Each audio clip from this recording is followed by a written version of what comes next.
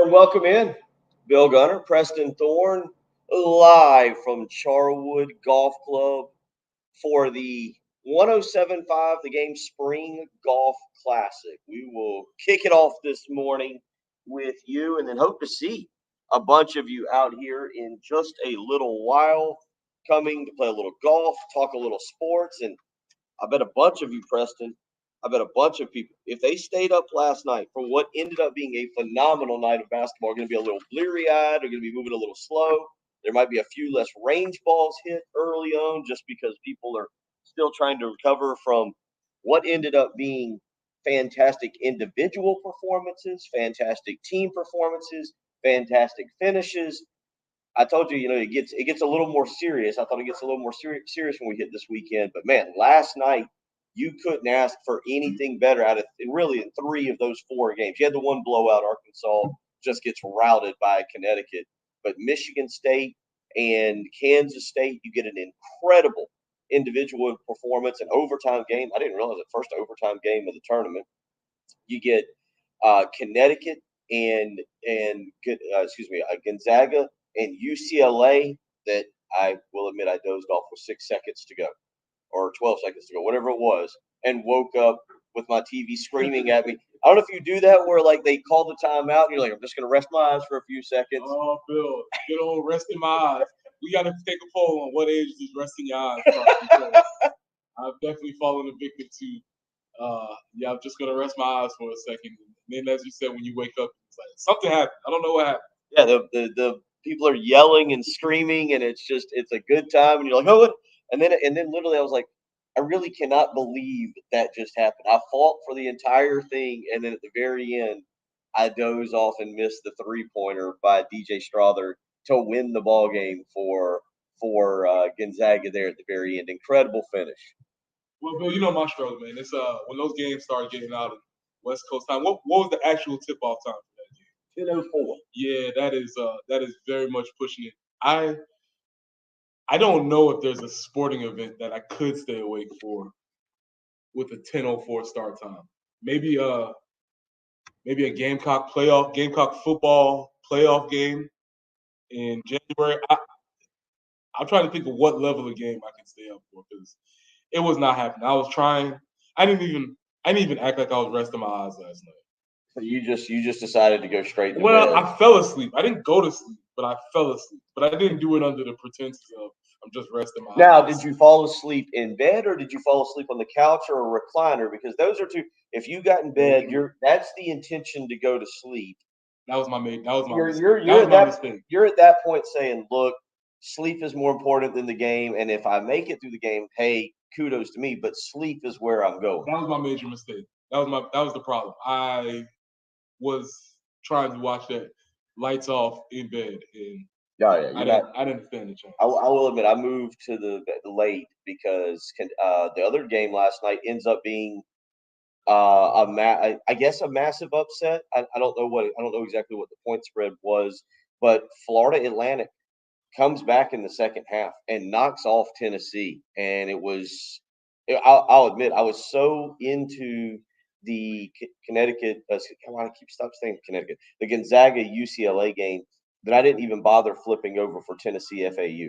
I did see. I was so when I was awake, I did see a little bit of that, and it was interesting because I guess I was obviously familiar with the our fates that we met against Tennessee this year, which was terrible. We didn't play well against them at all, and it seemed like FAU's was more athletic, and it kind of they didn't fall victim to getting that the bully ball that Tennessee sort of played against when I saw them this year.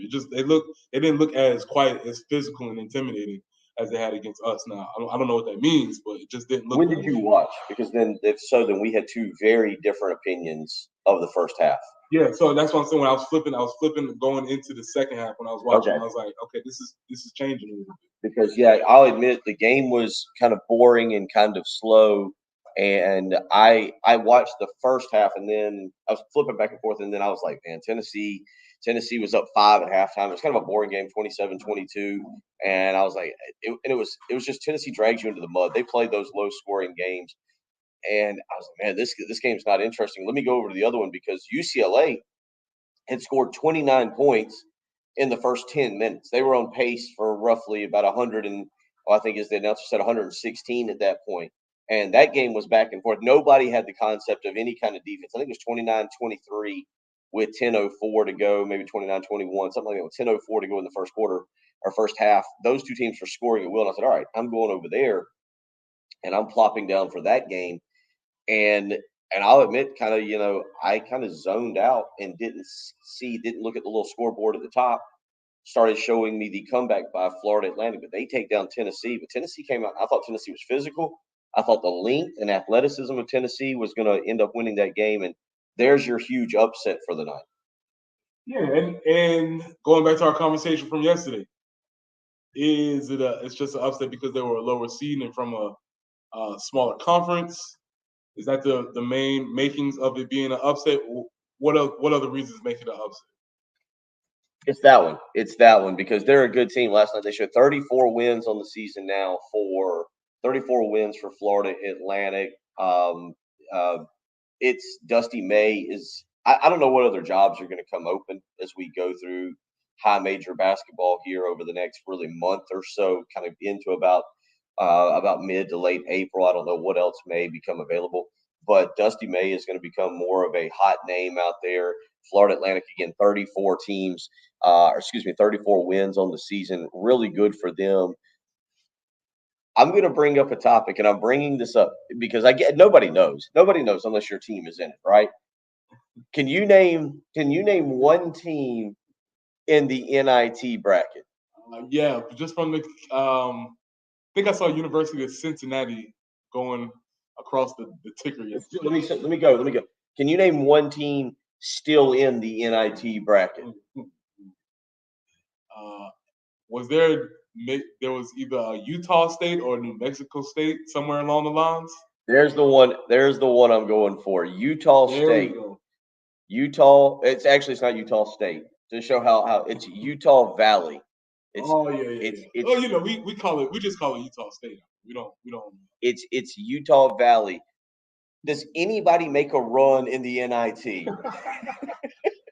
Because Utah Valley, if you're not paying attention, Utah Valley is they're out in Las Vegas now. If you don't know, they're not doing the NIT in Madison Square Garden anymore. They've moved it to Las Vegas.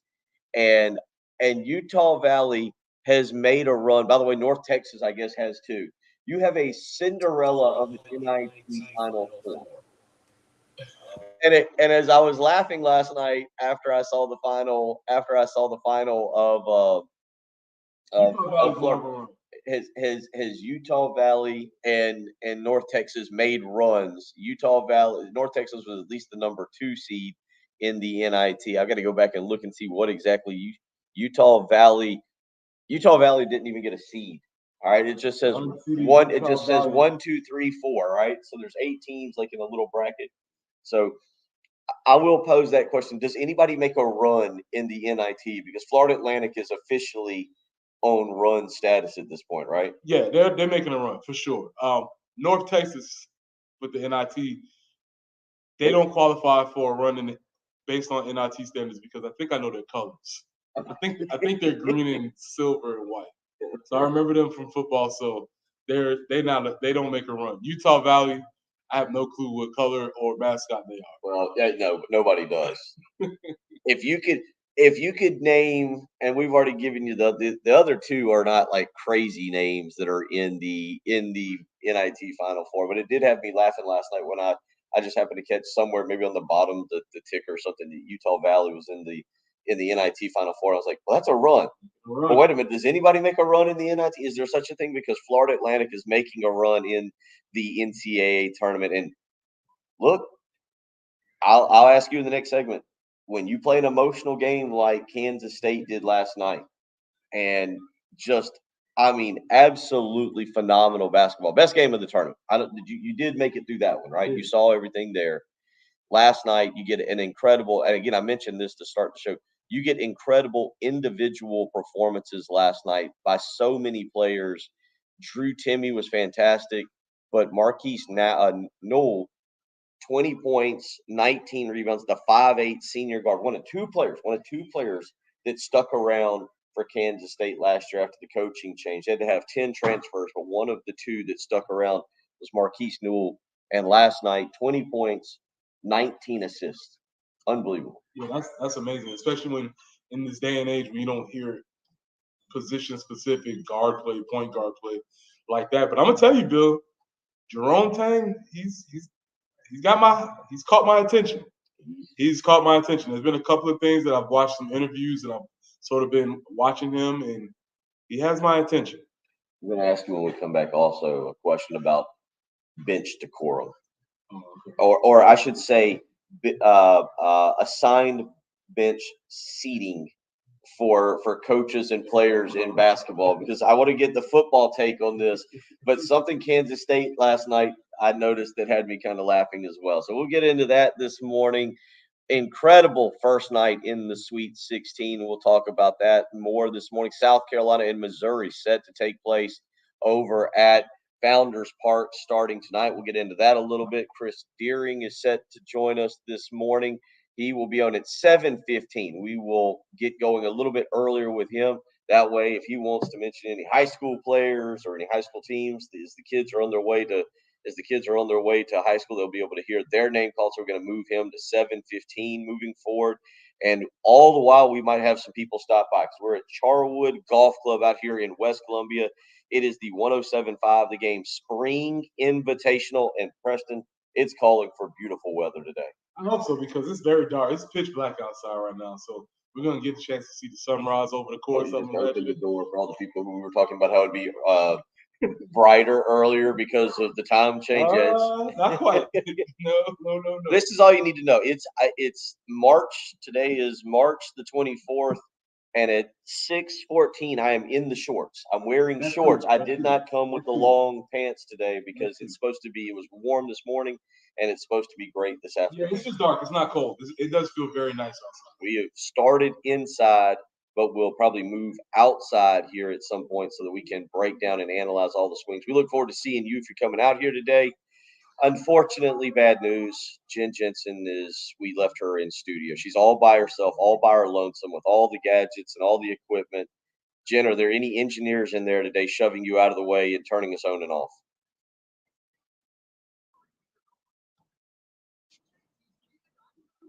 Okay, so we've got a good start to the day. You can hit us up on the Firehouse Subs text line. Firehouse Subs will be providing lunch for us out here today. You can text in if you want to weigh in on the Sweet 16 last night, 803-404-6100. You can hop on the live stream. We've got that up and going this morning. Preston and I've even got it set where Preston is on the live stream himself. So you can even go and see what Preston looks like as well. So we've got a lot to do this morning. He's Preston Thorne. I'm Bill Gunner. Jen Jensen back in studio. It's the 107.5 The Game Spring Golf Classic live from Charwood Golf Club. Rock and Daniel Lucas have allowed us to take over the lobby for the moment, but the course here in just a few hours. We look forward to seeing you if you're coming out today. If not, we look forward to hearing from you today.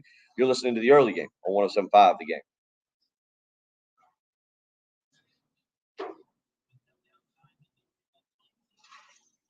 Right now.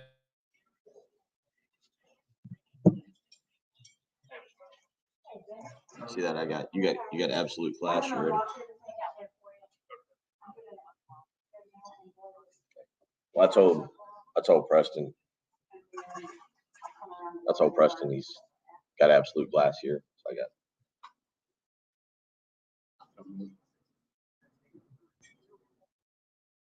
Oh, do you hear that?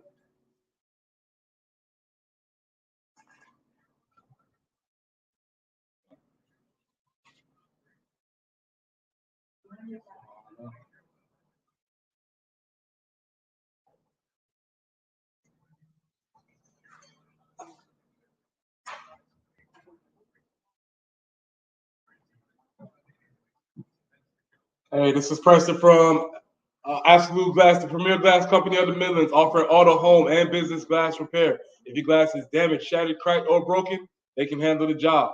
They'll come out to you and they give you a free quote. Cracked windshields? No problem. They'll come out to your location and replace it for you, usually for free. And they work directly with your insurance to take away the headache. If you're looking to increase the value of your home with new windows or mirrors, Absolute Glass will come out and take care of all of that for you. windows, mirrors, shower enclosures. You hear me say it all the time. If you can see through it, Ray and Marianne at Absolute Glass can do it. So check them out online at AbsoluteGlassInc.com. That's online at AbsoluteGlassInc.com.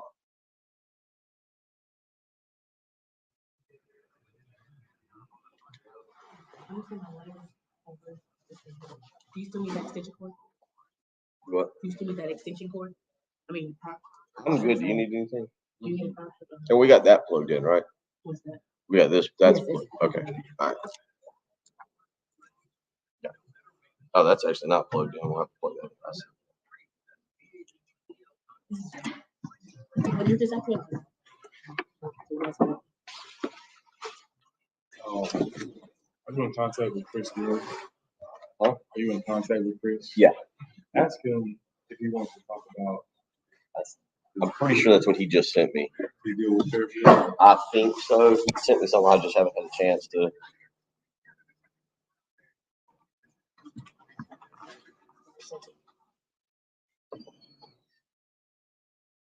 Thank Yeah. Yeah, I just didn't know whether he wanted. I don't know whether She can hear you. Robin can hear you on there. Asking if you have an email.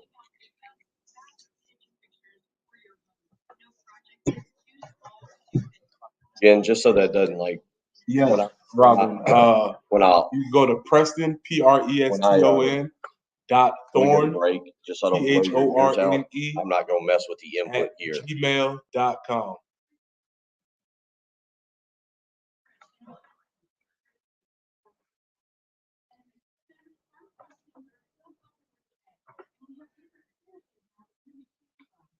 Yeah, what I was just saying, the reason I was saying that is because I'm not going because it makes that sound. I'm not going to change our inputs and kill you every time. So yeah, I see what you're saying. Normally I would have turned him down. I don't think you would have heard him, but yeah. So, all right, sounds good.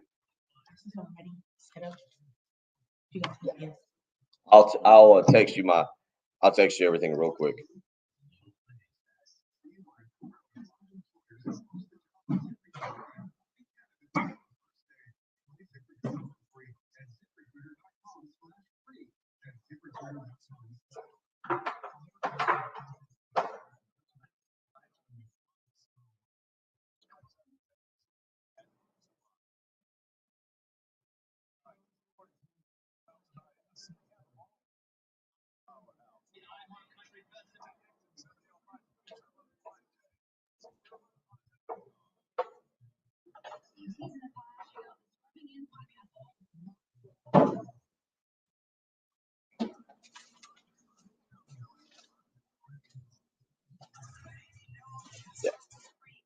Yeah, he just told me he just sent that to me about. Okay.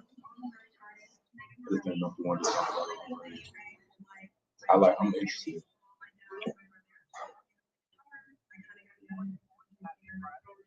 Yeah, just remove it from far because she doesn't have us logged in on the computer in front of me.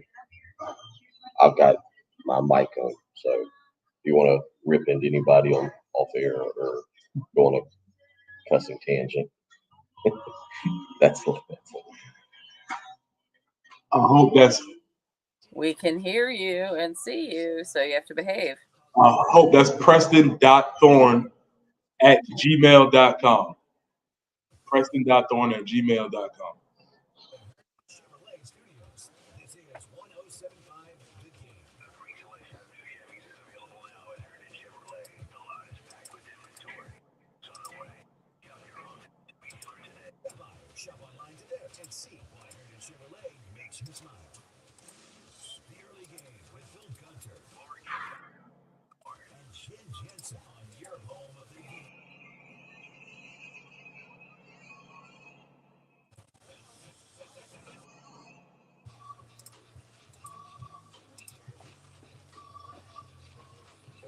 You guys are up. And you guys are up.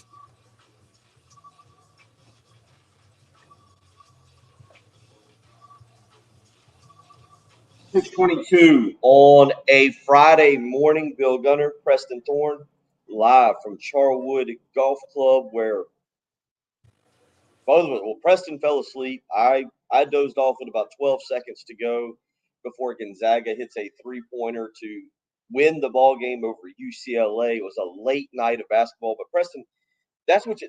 This goes back to what now. Florida Atlantic was great last night, so don't get me wrong. They are now starting to become on my list of hey. That was cute and cuddly last night. I know Kansas State is not a blue blood, and I know Kansas State is not, a national name. And Kansas State was picked last in the Big 12 this year. But Kansas State, I would rather see Kansas State in the Final Four over Florida Atlantic. It's now time for Florida Atlantic, who's been a great story. I appreciate you. You're very cute and cuddly. Please do not ruin my Final Four by putting your team in my Final Four. Like I said, I got my eye on Jerome. He seems to be doing. I mean, he's doing a wonderful job, and he's been doing a wonderful job the whole time this year. But I've gotten a chance now to hear some of his press conferences, and he said something yesterday that was very interesting. He said something along the lines of they were talking about Michigan State's tradition and how they've been to all of these Final Fours, and he's like, "We've been to Final Fours too. Kansas State has tradition too." I was like, "All right, I've been to a Final Four, so slow down." But it was technically correct. Right. His whole point in that, which I thought was a great point, was that he followed up by saying, "Those old dudes ain't coming on the court no more. We're not playing those dudes. We're playing these teams right now that are playing." And I thought that was a very interesting comment. It just seemed like a coach who really had his teams back, and I thought it was, like I said, Jerome's got some interesting things going on. Those old dudes for Michigan State, though, must have taken that personally because they had the best alumni section of anybody last night. But Cleaves was over there. I saw Steve Smith. I'm trying to think. There was a couple others that were over there last night for Michigan State. But that's the game that you kind of start with this morning. Overtime game, really a 3-point game. Newell makes a layup there at the buzzer, basically after getting a steal. But that's the fun part of the NCAA tournament is seeing what Kansas State is doing, and not just the NCAA tournament Cinderella story, but again what Jerome Tang has done from the beginning of the year, going out, replacing 10 players off of that roster, finding parts that work, and now having a point guard that I think is kind of after last night. You've got a lot of great stories, but I would say that Marquise Newell is the face of the NCAA tournament right now. All right, so I can't help but think because my basketball world is USC centric, right? So they were in a similar situation where they turned over the roster and they've had great success. It seems like we're going to have this opportunity to turn over this roster through transfer portal, recruiting, and things of that nature. Is what Jerome Tang doing? Is that a 100% exception, or is that an anomaly? Can that happen in other places, or is that just something that's just a one-off there? I think it's a one-off. I think. But I think that Jerome Tang had there were things that he had done while at Baylor that lended itself to being able to go out and do that. So while I think it's more of the anomaly, number one, Jerome Tang had recruited for a national champion at Baylor. When you recruit it like that, you're a little more familiar with guys that maybe were good enough to help build your program, but weren't quite good enough to compete for a championship at Baylor, if you will. So Tang being able to kind of go around, look at things that happened maybe, or look at recruits or remember recruits that have been certain places. He was one of, if not the lead recruit. I forget what his final a title was with Scott Drew and Baylor there last year. But that's one part of it is because Baylor's got to cast such a wide net to recruit that he understood. All right, or he remembered players that might have gone in the portal that he said, all right, this would be a good fit here. This would be a good fit here. So that was number one. Number two, he had been in the Big 12. And I think this is something that you heard Lamont Paris kind of hint at, or I don't know, come out again. The way Lamont talks, he wasn't familiar with the SEC. And the type of player you have to have. How did he phrase it? He said, in the Big Ten, we kind of put on shoulder pads and helmets. And, the SEC is more of an athletic league. And this is not knocking Lamont Paris because he's seen it now and he's got a chance to rectify it. but I don't think he would have targeted some of the same type of guys in year one. So if you get a coach who's coming in from somewhere else who's maybe not familiar with that league, and these leagues, each one of them plays just a little different. The Big Ten, I think, is the one that's maybe more different than anybody else, more of a rough and rugged league. But I think that's something also that really helped Jerome Tang in terms of what he was able to build there with that program. So I don't think you have everybody that does that. Dennis Gates, who is at Missouri, had been at Florida State and then gone to Cleveland State. Going into Missouri, I think he understood. Now everybody's gonna say, "Well, hey, wait, Lamont Paris was at Wisconsin," but again, they kind of Wisconsin as a whole, football and basketball, they kind of do their own odd thing, right? Like it's kind of like, hey, we know that it's really cold here. We got to win a different way. We got to win with a different kind of athlete. We got to play a different brand of ball. To me, maybe I'm wrong. It seems like that way in football too, because they're the true. We're going to line it up with 330-pound offensive linemen and smash it over you 57 times a game, and finally you're gonna break in the second half. Well, basketball kind of was the same way. Jerome Tang being at Baylor, and one other thing, the third part of this, Jerome Tang was again a high major national championship program at Baylor that had used the transfer portal. So he understood again, not every portal piece is a starter. I need maybe that guy's out there who can compete at our level, but can only do it for 6 to 8 minutes a half. Yeah, okay, so that makes sense, and that you answered that question very thoroughly, because I'm wondering, okay, I'm seeing this happen out there, and to a novice basketball fan like me, I'm like, I would say, oh, why can't they do that there, or why can't I do that there? Where if it was football, I would understand those nuances. Basketball, I didn't get that, so everything you said makes total sense as to why. Okay, this is why works here. This is why this may not have worked as well here. This is why this other place may have some more opportunities. All of that makes sense. Great breakdown. Yeah, I think you look again, Matt McMahon. There's a lot of coaches. Matt McMahon at LSU had been a high major assistant coach. Most of these guys haven't spent. Bob Ritchie was the one that I think would have been interesting because there was no high major experience. He had been, I think he had coached at North Greenville first and then gone to Charleston Southern and then had been at Furman. That would have been my concern, much like going back to the football search when everybody said Jamie Chadwell, and maybe you can speak to this as a coach.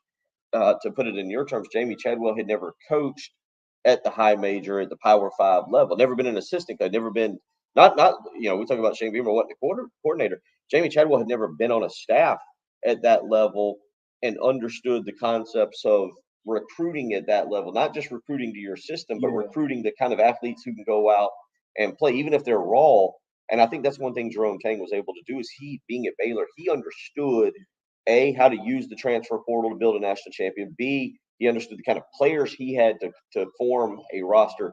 And three, having already recruited at a high level, again, there might have been guys he saw, and you look at his roster now, I don't know who you'd point to, but there might have been guys he saw that he said, all right, they're not good enough for Baylor, but we better track, or I should say they're not. As you're going through the recruiting process, you go, we're going to keep an eye on this guy. I'm going to keep talking to him, even though he's 4th, 5th on the board, just in case we miss on 1 through 3. Yeah, that makes sense. You've got that relationship. That makes sense. That makes total sense. And when you're talking about those coaches who haven't been on the major level, or just the advancement going from mid-major to major, it's not going to be in the X's and O's. Everybody, once they get on in the court, they know how to coach, even during game. And I would even say they know how to run practices. It's going to be the things after practice. It's going to be the extra meetings, the extra commitments, recruiting at a different level, all of the extra people that are involved in the program that you have to answer to. And that's where it would take a while to get used to it. And that was the benefit of having Shane, who's been around big time major college football. He understood. He saw that. He may not have been the one in the hot seat necessarily, but he understood that was happening. And the fourth part to this is something that I think you can kind of relate to, and we'll talk about when we come back. Not only do you have to understand the system, you have to be able to coach. Brad Scott, coming from Florida State, I think you would agree. Brad Scott left a lot of good football players at South Carolina when Lou and you arrived. It wasn't a matter of talent in some ways. It was a matter of mindset, and it was a matter of actual coaching It's kind of like Will Muschamp. I think Will Muschamp did a lot of things. It was the actual I have to coach a game as a head coach and make the decisions that always seemed to trip him up. Jerome Tang appears to be. We'll get into the great debate from last night. I'll ask you the great debate on one play call that turned out to be the maybe probably the highlight of the night. I'll ask you your take on it. Jerome Tang has answered. Okay, I didn't hear his answer. He's answered the question, but we'll get to that. You're listening to Preston Thorne. I'm Bill Gunner. She is Jen Jensen. It's the early game on 107.5 The Game.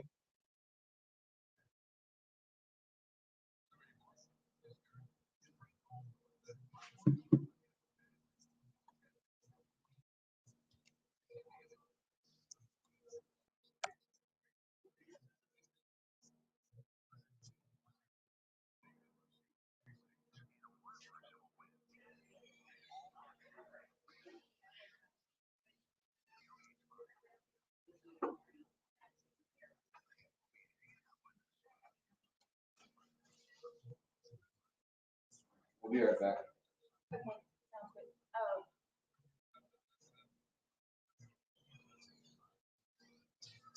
I might be a little old fashioned. Maybe I'm just nostalgic for the old days when your local family butcher shop you had a relationship with. That's right. You walked to the counter, you knew what was going on in their life, they knew what was going on in your life. They could pretty much pick out the cuts of meat that you loved before you even could say it. In an old timey meat market, that's exactly why I love going there because they know me. Of course, I, living in Lexington, always go out to the one in Lexington. And I know all the great folks there. When I walk in, they know that I love, they actually even know that my kids love the bacon wrapped fillets. They know that I love the chicken salad that I'll put on tortillas and put a little hot sauce with. They know that I love the great soups they make. That's the great thing about old timey meat market. It's a throwback to yesteryear when you walked into the butcher shop, they knew you, you knew them. It was a neighborhood feel. And at old timey, that's the reason they stay in business is being able to take care of you and your family. So whether it's the dining room table this weekend, you're ready to have a watch party for maybe some baseball or basketball, or maybe you're just cheering on the Gamecocks, you'll find the absolute best meat buying experience out there at Old Timey Meat Market. Go visit them. 3 stores to choose from. One in St. Andrews, one in South Congaree, and my home store right there in Lexington. Their shelves are stocked with various cuts and grades of beef, pork, poultry, seafood, and exotic meats. The selection's always fresh. I can guarantee that. Always fresh. Never frozen. They're competitively priced, and it is of the absolute highest quality. Let me tell you, this weekend should be a lot of fun. A lot of great sports on. You want to grill out, you want to do something great on the stove, Old Timey Meat Market has got you taken care of. Go visit one of their 3 stores, St. Andrews, South Congaree, or again, my home store in Lexington. Might even see me there. Go visit Old Timey Meat Market and relive the way it should be when you purchase your meat.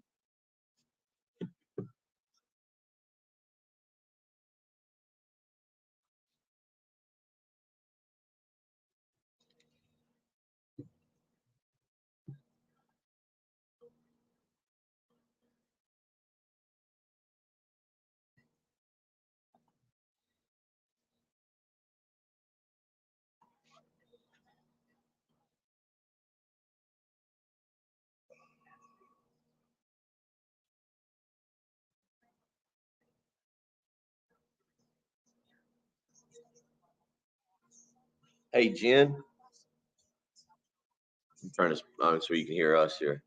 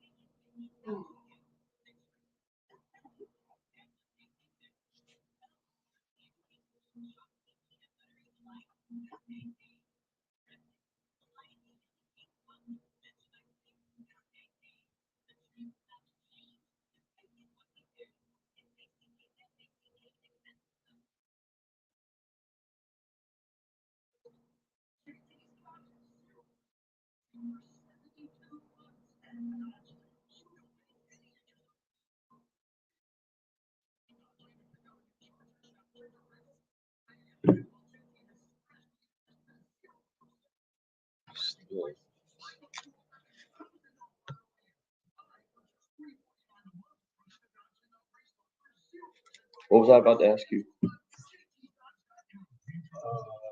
On air, Yeah, bench decorum. I was gonna get to that. Well, it's bench seating because that was funny last night. Bench seating. That was it. And I thought there was something I was gonna get your opinion on. I was gonna bring it back to Brad Scott and coaching, but maybe I went ahead and jumped into it. This is what happens. I do the segment and then like go off air and read a thing, and I'm like, all right, what was I talking about? You talked about Brad Scott. We had to act fast and get the right people to come out and evaluate our situation. It was nerve-wracking. Turns out I had a foundation problem. They fixed it and guaranteed it for life. I was having problems with water in my crawl space during heavy rain. I was concerned about bugs in the air my family was breathing. I'm so happy I called. Problem was solved. I noticed that my driveway had shifted from the line. And it was dangerous. I mean, from the trap. He raised it up. And it was how much safer. Mount Valley Foundation Services can keep your home and family safe. Visit fixmyfoundation.com for your free inspection.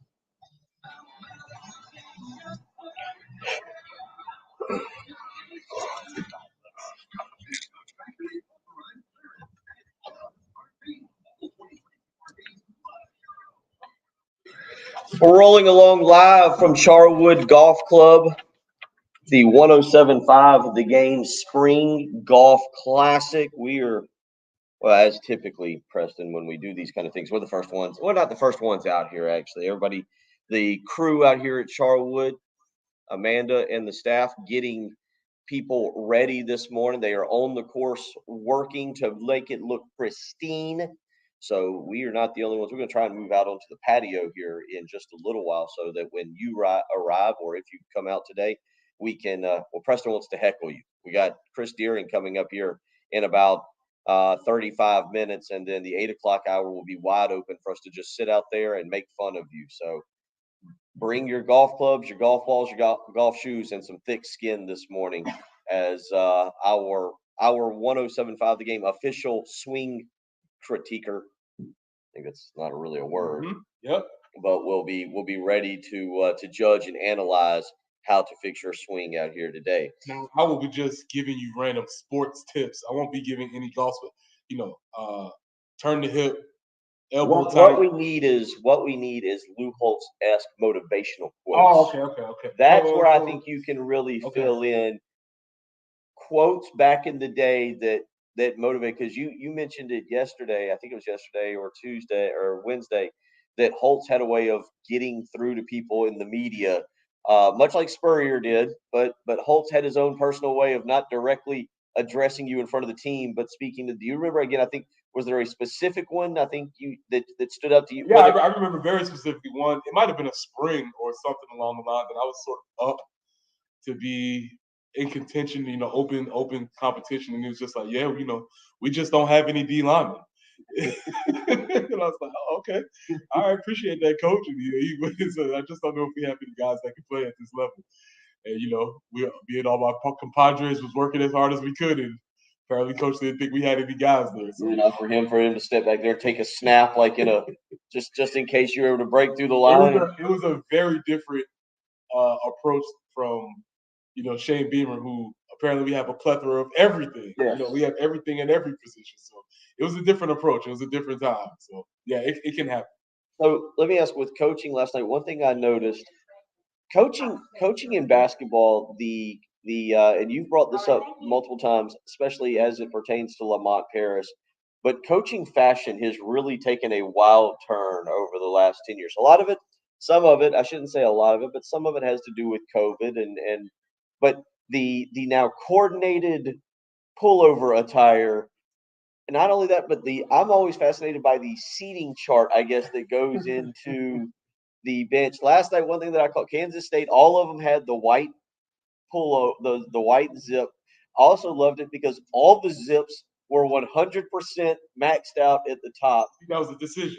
Oh, I wonder, like, I would assume, because it was this way for Bailey Harrison High School, I would assume this was, for instance, that there's an itinerary that you get, like as a football player or basketball player, like, we tip at 6:30, so bus leaves at 5, pregame meal at 4:15, walkthroughs at 3:30. And I would assume on the coaches sheets at the bottom with an asterisk, it said gray slacks, white shirt, white quarter zip, 100% zipped.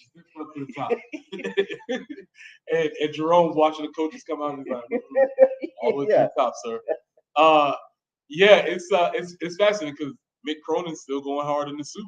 Oh yeah, he's still wearing the suit. I don't know if he's the last holdout or what that is. But. I didn't know this. You can kind of look at this.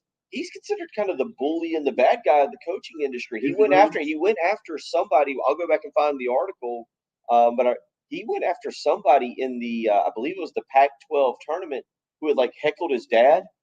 He wouldn't. And they said like Mick Cronin was like ready to go track him down out in Vegas and Robert De Niro on him in the back room with a hammer. He definitely has an intensity about him that you can see like, okay, this guy is serious.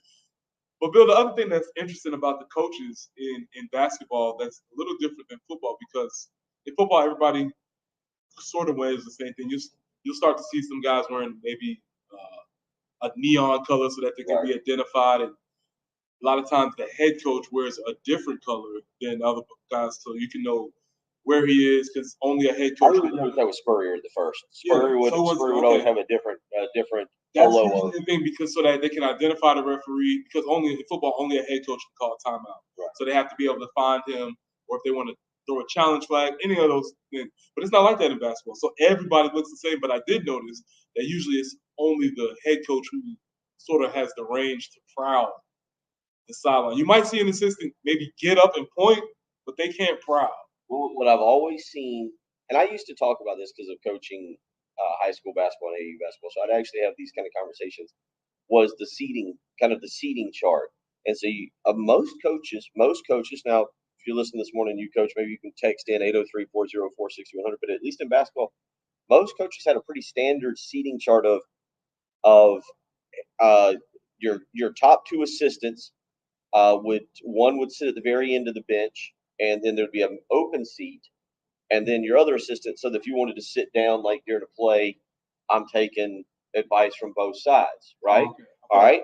Then you'd have maybe your main rotation player. So it might be, let's just say 6, 7, 8, or 6, 7, or but that would be next. That would be next in line because they're closest to the scorer's table, and the head coach can kind of turn. Maybe if he wants to share something and send somebody in, they would do that. And then you'd have the true bench guys, the guys like me that are just down at the end, and we're seeing how much water we can drink, and we're talking about the plans for post game. Oh, look at that, we're up 15. Maybe I'm going in this game. I should really start kind of paying attention. Or oh, we're down 15. Like last night, I noticed with Kansas State, it was all the coaches in a line. Like it took me a minute to find the players. The players are all the way down at the end. I just kind of laughed. It was like they were secondary. Y'all are just way down there on the end of the bench, almost in the darkness towards the cheerleaders. And also, I noticed some basketball teams using like a 2-tier system too, where it's a couple of coaches here and then a couple of coaches. Well, that's what I'm sorry. You would have the two top assistants, the head coach, and then you would have kind of the third coach who might be, say, 3 seats, 4 seats removed, who can kind of share and talk with everybody, and he only gets to speak when the coach needs the clipboard or when the coach says something to him in the timeout break. We'll continue with that. If you've been coaching, you've ever done something like that. Reckley, we just sat down at the end of the bench and laughed at my buddy Benjamin Ryan, who was coaching and critiqued his calls. 803-404-6100. We'll get into some South Carolina baseball. We'll also talk with Chris Deering coming up at 7:15 this morning. Interesting article out there about a local high school and now some things that are happening with a team not playing them. We'll tell you about that coming up at 7:15 this morning. Nobody better to weigh in on that than Chris Deering. Again, if you want to be a part of the program, 803-404-6100. That's how you can weigh in on the Firehouse Subs text line. You're listening to Preston Thorne, Bill Gunner. She is Jen Jensen. It's the early game on 107.5 The Game.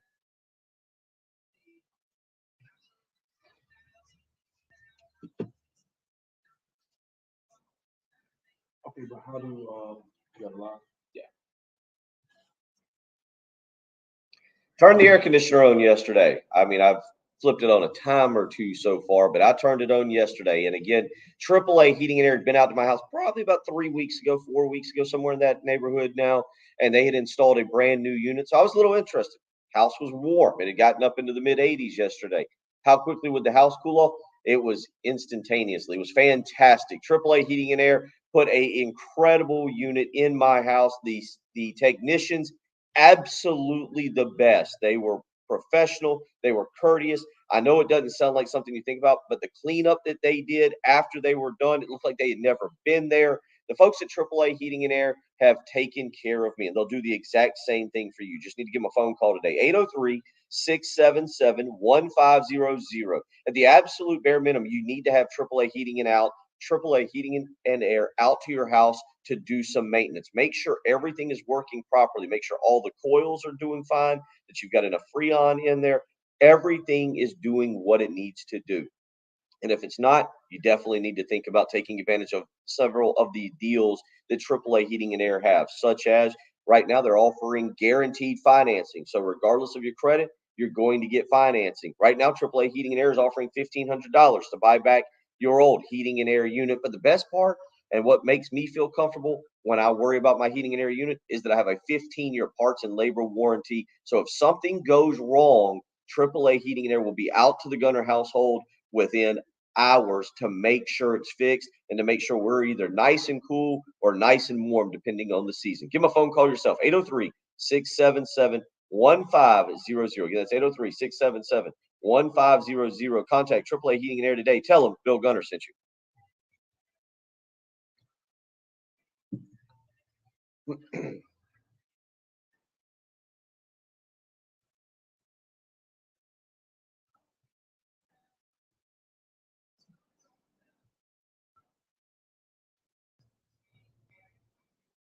What is the typical breakdown of a basketball coach's thing? I know there was, and this is probably a while ago, but they were starting to have sort of like defensive coordinators and things of that nature. My feet are, I don't know what, like I worked out 2 days and I just feel like an old man. Like my feet are just like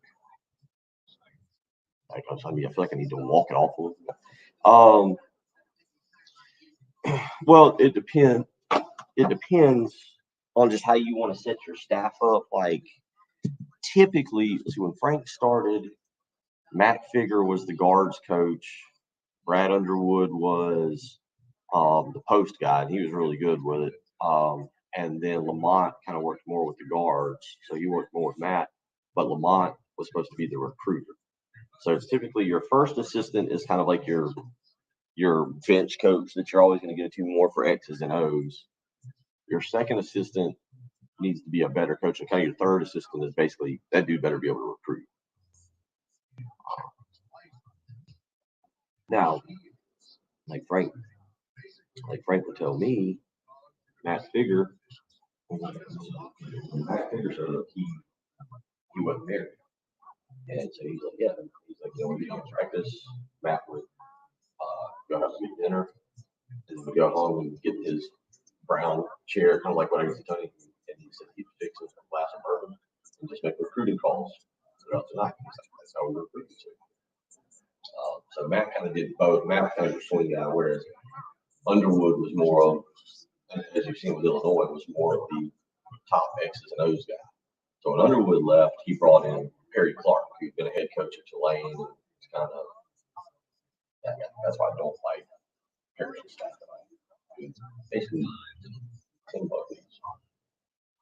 There's nothing exciting. He did a former head coach.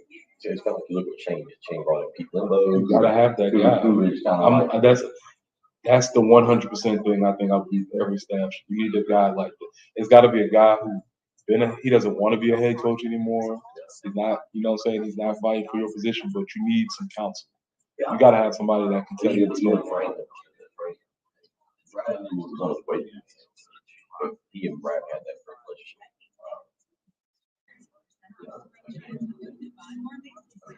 If you even look like Spurgeon, he had guys would be around him that he could go to and say whatever. Well, when that thing started going downhill, you sort of look at the staff and was like, but they didn't have any. They didn't have any aspiring head coaches and no. But that was when it started going downhill. That's when it took off. He had Noah Johnson. He came around. Yeah. And so that's kind of you gotta have that. Yeah, I mean, I don't know Jerome King's staff. I have to go look at it. But that was the thing. You had Frank who would do that. I mean, if that was one of Darren Bourne's best season. He had an inspiring head coach in Scott Cherry who went to and that was his career. Then you all see and then Darren Bourne, Steve was Button, who was an awful guy. But you're up for the staff. And he went to a complete 180 and hired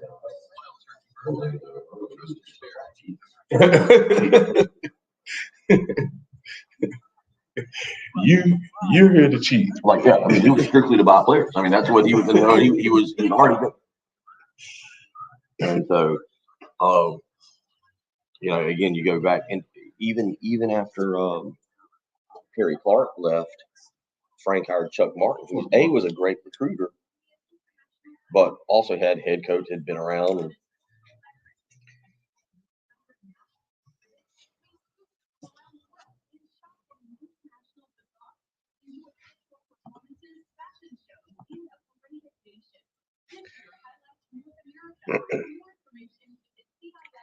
Carlton on our live stream lets us know the Weems Baskins Track and Field meet starts today at 10 a.m. over at the University of South Carolina, the outdoor facility. So a big weekend all the way around for South Carolina athletics. Baseball, we'll talk more about that coming up in hour 2 and a little bit in hour 3. This series against Missouri. All right. Here it is, Preston. Little bit of adversity. First time this year, you've got some adversity. I guess maybe you could go back to the middle of that Clemson game, though. They were down, and they rallied, and everything has looked great since. But you get kind of plowed on Tuesday night by Charlotte, up in Charlotte. Now you turn around. Missouri's coming to town, number 22 in the country. You're number 11. Nobody's asking for the sweep. That's awesome if you get it. Defend home field, win the series. Yeah, because I don't know what the level of confidence is in the clubhouse, right? I would assume that at 20-2 that they were able to take that game that they lost in stride and just continue moving. I guess their performance on Friday, Saturday, and Sunday will give us a better indication. I think they're tonight. I think it's tonight. I think if they come out and I think if they win, then that's a great sign. If they come out tonight and you get Will Sanders, the Will Sanders we kind of expected, and the bats are going, and it doesn't have to be 10-1, but let's just say they win 5-1, 6-0, some of that ballpark. I think you go, man, this team's different. They lose tonight. Yeah, I my eyes open. It's baseball; things change, right?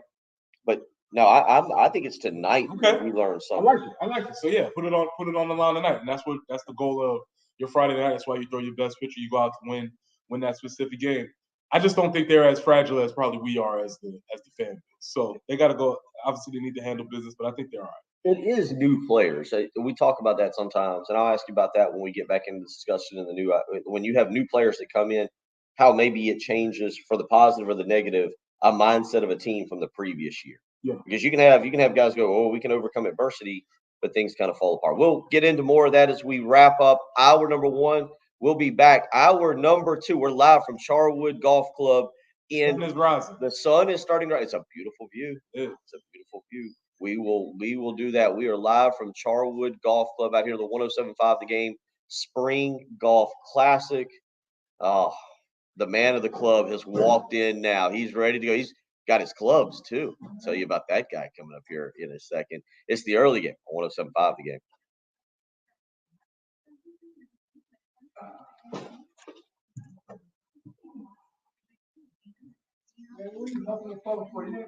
I'm gonna turn this down so. Oh, that worked. I'm working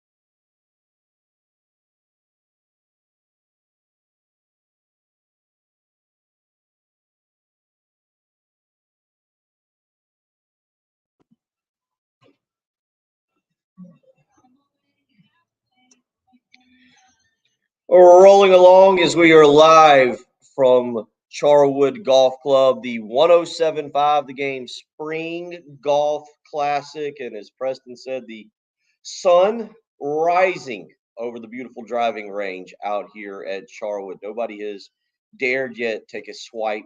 They are all waiting for Preston to hit the inaugural or the opening, the ceremonial opening driving range shot.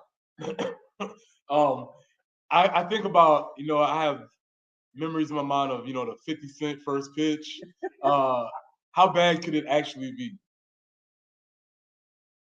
Is the I'm not gonna lie, I've just created that. You will hit the ceremonial I love it. opening Let's driving range shot. Let's do it. It's going to be similar, I think, to what they do at the Masters with the ceremonial openers. What is that, Nicholas now? And I think it's Gary Player and Lee. Just say it out loud here.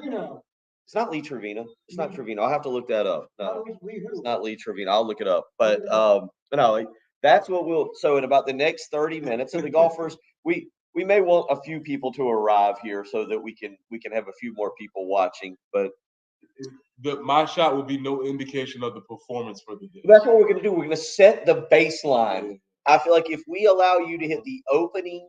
We allow you to hit the opening. Just let me get all the shanks out the way early, and I'll take everybody's shanks, and then everybody else will play well after that. What do you got, Terry? Terry Ford has arrived here too. Let's see. This might be an old one. You would not be.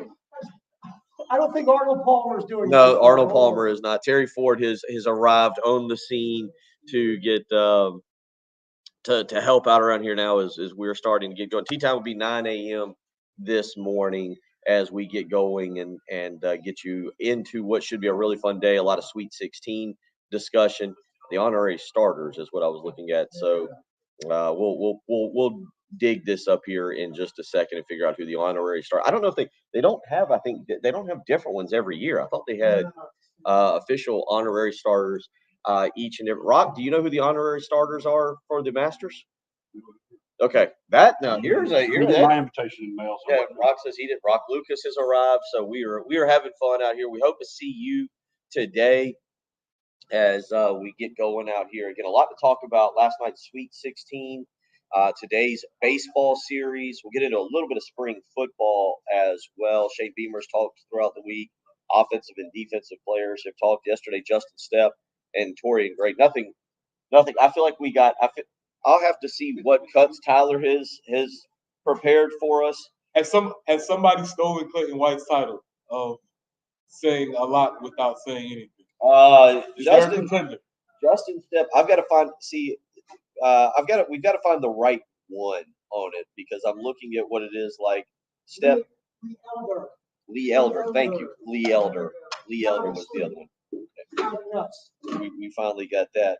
I'm looking just at our cut list for playing a little bit of a little bit of audio today, and you got Justin Stepp and Torian Gray. Normally we end up with like 15 or 16 cuts. There's 8 total. So that lets you know Torian and Justin yesterday were not exactly, and I don't see anything on here that would be very cliche-ish. I think we're gonna have to do a power ranking of coach speak for the staff. Justin Stepp and Torian Gray yesterday didn't even go cliches. They just kept it as limited. I don't think the clip is on here, but somebody asked Justin Stepp about potentially going to Florida. And, most coaches just shrug it off, say, I'm not going to talk about that. Or, I'm Justin Stepp, I think, did the most polite decline I've ever heard in my life yesterday. Like, if Justin Stepp may have taken the award for politest assistant coach to ever be out there yesterday as he turned down discussing any offseason moves that may or may not have been presented to him. So, but we'll get you a little bit of audio from that. Again, what we've talked a lot about in hour number 1 has been last night's Sweet 16. And again, Preston who fell asleep. Let me take that back. There's a difference. You fall asleep like I did, I fought and fought and fought, and then Preston got in bed and went to sleep. There is an entire difference. You stay up in your recliner or on your couch, or you get in bed, you make a point that I'm going to the end of this game. I did that. It was 12 seconds to go. I think it was roughly 12 seconds. They cut to a commercial. Gonzaga was getting the ball. I was like, I'm right here at the end. I'm just going to close my eyes. And the only reason I woke up is because I had not fallen into that deep sleep. And the television exploded. Cheers. Everybody, DJ Strawther makes a three. Gonzaga wins. We're going on to the Elite Eight. And it startled me back awake. You're right, Bill. You're right. And that was subpar effort on my part. You went to bed. Yeah, because I used to tell my students, there's a difference between falling asleep and going to sleep. And there's nothing worse than being in front of a classroom and just watching somebody just say, like, I've had enough. This is the equivalent of, are you hurt or are you injured? Yeah, if you stand in front of a classroom and just watch somebody just put their book bag on their desk and just, I'm done. That's a rough spot to be in. Now, the other part is when you see somebody really struggling, they're battling, their head's nodding. It's like, all right, you're trying. You're right, Bill. I didn't put in a great effort. The efforts, just the individual performances. Take away what the games were. Let's just say there was all four of them had been like Arkansas and Connecticut, with Connecticut just drubbing Arkansas last night, 88-65. But Marquise Newell he had the country. If you got on Twitter last night early, he had the country's attention. 5'8" guard. He's out of Harlem, North Carolina. I think it was Brian Edwards who said yesterday. Brian Edwards, by the way, taking Kansas State plus the 2, I believe, is what it was. And Brian Edwards saying yesterday this was his first trip back to New York. That had to be. I don't know what that would be for you or for me to go back home into Madison Square Garden. I love Williams-Brice Stadium, but Williams-Brice Stadium is not Madison Square Garden. Yeah, and that's why they call it the Mecca for a reason. It's the basketball place, and that's why it's so special to be from that place. You remember back when Ralph Felder was here? Yeah, it was a big deal for him to go back and play in New York and play at that place. So, congratulations to Marquise for going there, and he didn't just play. He showed out. He had almost a record-holding performance, I believe. Yeah. That's just a tremendous achievement for him. I don't know if there's not necessarily a football equivalent. Maybe no, because they're all kind of tied to the bowl games. I would say maybe it would be really cool to play at the Rose Bowl or something like that, but it's not the same thing. Yeah, it's not the same thing. I can't really think of something. No, I don't think Corey Jenkins. There's a few players like Corey Jenkins grew up selling sodas or popcorn. Well, yeah, so some guys that are local, I think about Corey Jenkins. I think about Lance Lowry, who grew up right down 48. That's why he wore the jersey number 48, because that's where he was from. For those guys, it had a different meaning to actually play in Williams-Brice. So there is a localness, obviously, I think we're missing the headline. Think about Asia Wilson, right?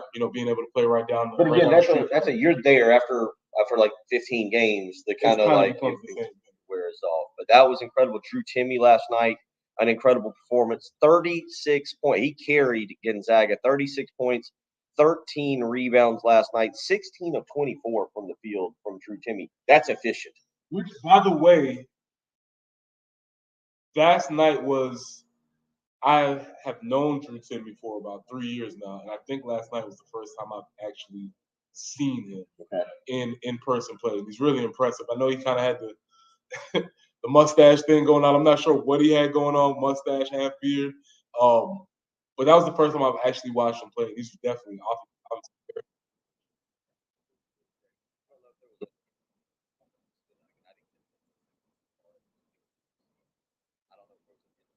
performance. You're just telling me the audio on there. Yeah. So we'll get to more of that as we go through the morning. Coming up next, Chris Deering is going to join us. There's an interesting story right now in high school sports.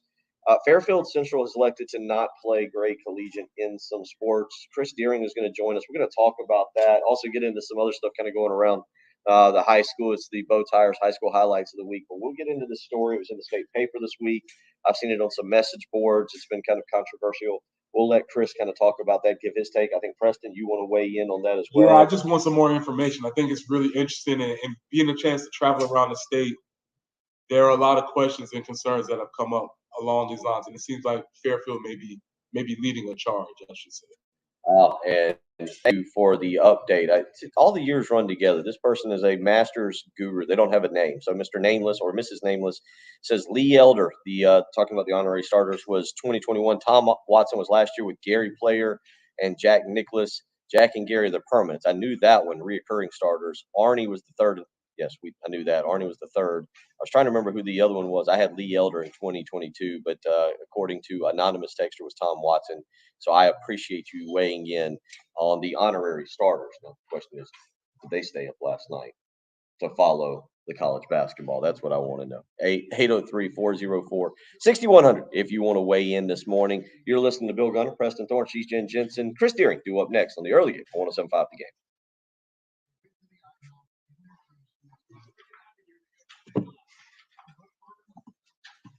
I think, yeah, nothing again until 8:26.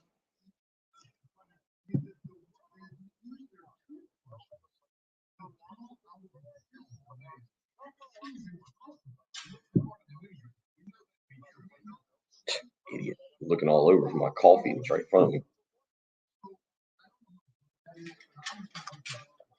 I still thought Lee Elder was last year, though.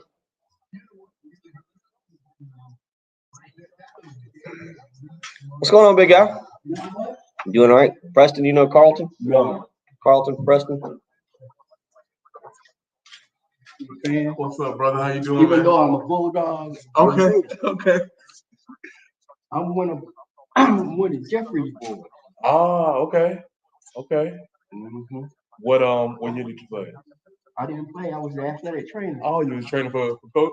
Yeah. Man, you know, every time I hear coach speak, you know, he always got he got The jokes, stories. all stories. I love you every time I hear him Let me talk. put it this way. Everybody steals his stories that are from all his former players. If you ever doing a little speech for somebody, you steal one of his jokes. And they still work. And they still work. They still work. Yeah, man. Every time you always got something. It's always something. Bill, I'm gonna let you, your arm right now is a folding table and a holder with a handle on it. So when y'all go to your holding aid, go do that. Oh, they're doing it. Tell him I'm playing. That's the tech, I told that girl out there that I think. Okay. When we said to pull hers out the truck. Okay. Yep. Just let her know. But that's no problem. Thank you. My favorite story is about the running back in the offensive line. Heard this. Oh my God. Running back was 5'5", 150 pounds. They wanted the lineman. He was like 6'6", 270. And the story goes, he gave him an oral exam. Okay, during this oral exam, they could pick one question. Coach said to the running back, what is the quadratic equation of so and so and so and so, right? So the offensive lineman there wanted. His question was, what is the capital of South Carolina? The lineman says Winsboro. Yeah. You get where I'm going at? So coach said, he didn't pass, somebody else said he didn't pass that. He didn't pass that. He didn't know what he was talking about. And coach rationalized it and said, if he had said Columbia, he would have got 100. So if he said Winsboro, 100 from 30 is a 70, so he still passed. That sounds about right. About right? That sounds about right. Yeah, every time I hear Coach Jeffries hear him speak, he always got something. Buddy we lived in the same neighborhood growing up. Oh, okay.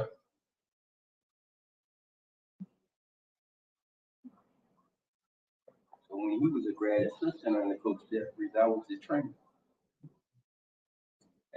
What high school did y'all go to? He went to Orangeburg Wilkerson High School. We moved. My parents moved up here in St. Louis. Oh, okay, I got you. So I went to Irmo High School.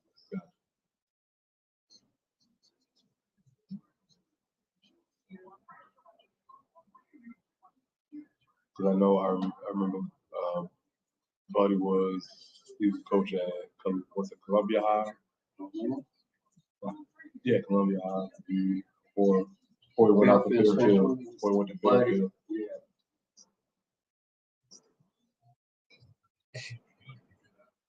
Are you listening to this? No. If they play that again, if you can remind me to bring what they're talking about this podcast. And the guy says, one day after memorializing your father, you win the tag team championships. I would like to bring that back up and be like, what do you mean you win? Like you went out and had a Brett Favre-esque performance. Like it was scripted. Wait a minute. Don't make people mad.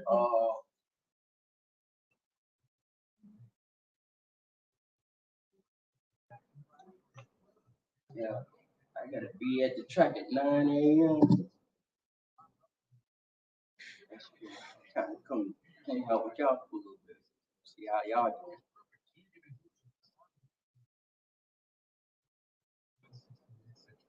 And this goes along with this story where y'all were talking about coaches' dress. Mm-hmm. We do the same thing. Everybody else. We do the same thing. Yeah. Yeah. And we officials. Right. For the school. Right. Same thing. Well, we gotta wear a shirt when you on Tuesday. I'm like, hey, you.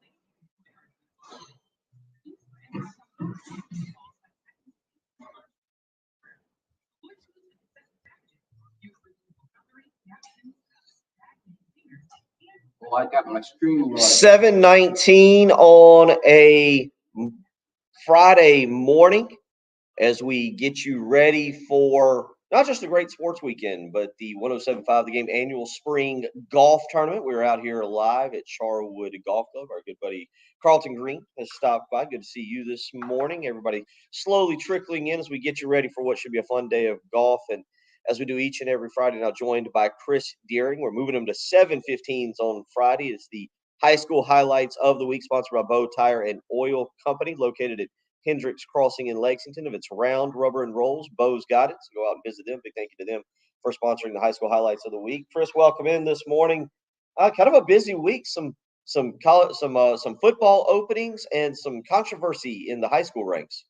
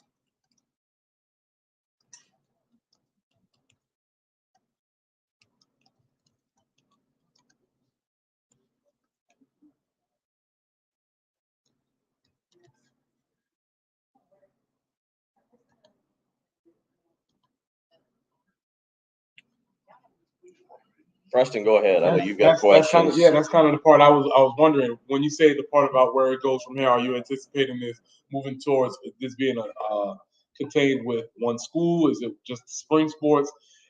What is the conversations that you are hearing that are having around this type of around this move?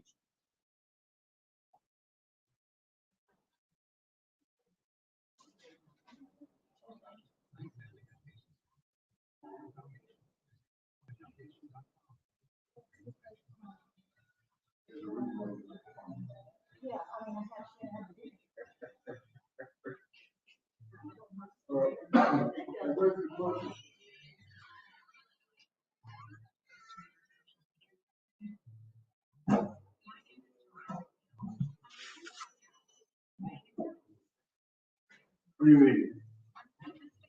I just need to make sure I sign up as an individual. Make sure. Oh, you got it. Okay. That's how it is. Call me. Tom. Hey, Tom. Good to see you. Doing all right? Hey, man. You doing good? Yeah, I'm coaching over at PC. I'll come back out. I'll come in there. Okay. You know your family? No. Man, you got what you want. Home teacher.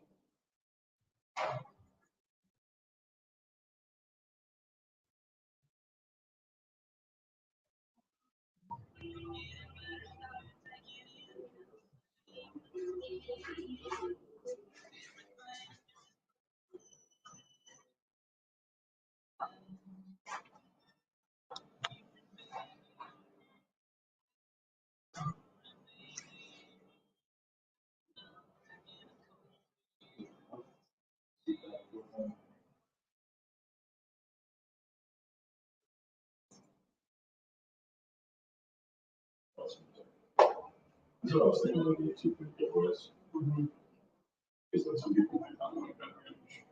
So just like out of all of the prices of these other winners, might pick out if they want.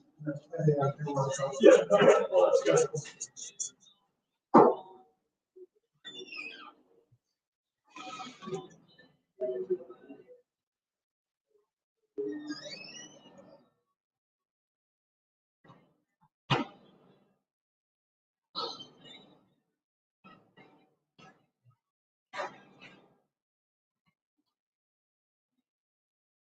Hey, Chris, this is Preston again, and I want to back up a second because I'm not sure that maybe people that are not involved.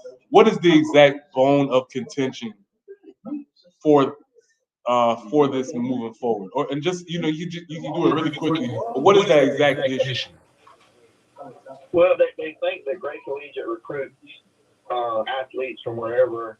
People have the perception that Great Collegiate recruits athletes from wherever they want to, and like I said, that's not really the case. They have to be enrolled at Great Collegiate before they enter the 9th grade. I mean, so it's a charter school, so they're not bound down by the rules of public schools in South Carolina. So it's a charter school. If you move to Great Collegiate in 7th, 8th grade, you can come in. You can come in from anywhere in the state. You elected to go to Great Collegiate.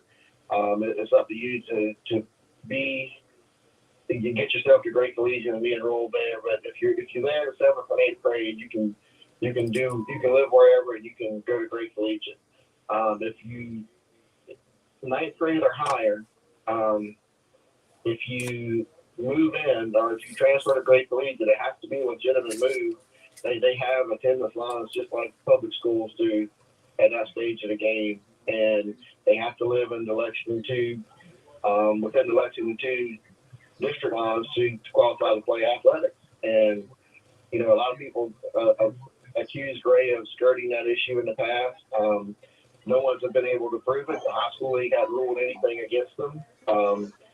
So again, I say that's why this is a really interesting choice off Airfield Central. They have I think it was termed an all-star team in softball, and then not going to play in boys and girls soccer as well. So that's been the beef with any of the charter schools. Oceanside Collegiate in the Charleston area faces the same type of scrutiny.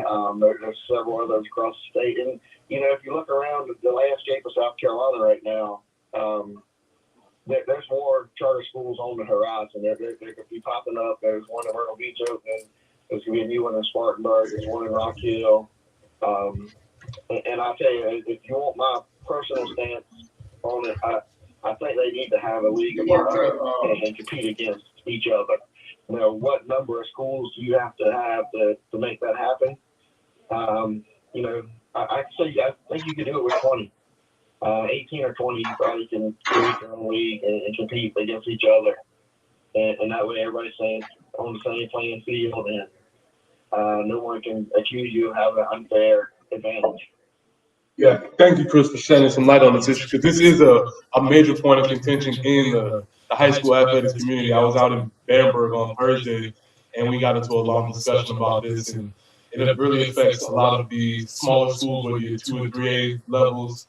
So it's just a conversation that's ongoing. I appreciate you shedding some light on that. Chris, real quick, you have I know you kind of mentioned it. I don't want to say a timeline because it's just one school, but do you see this being a point of contention now as we move through the summer and head toward the football season, or do you think this is? I mean, I guess that's going to be the question: is this something that we're still discussing that maybe people try to make changes to, or is this just going to be a kind of a one-off type deal?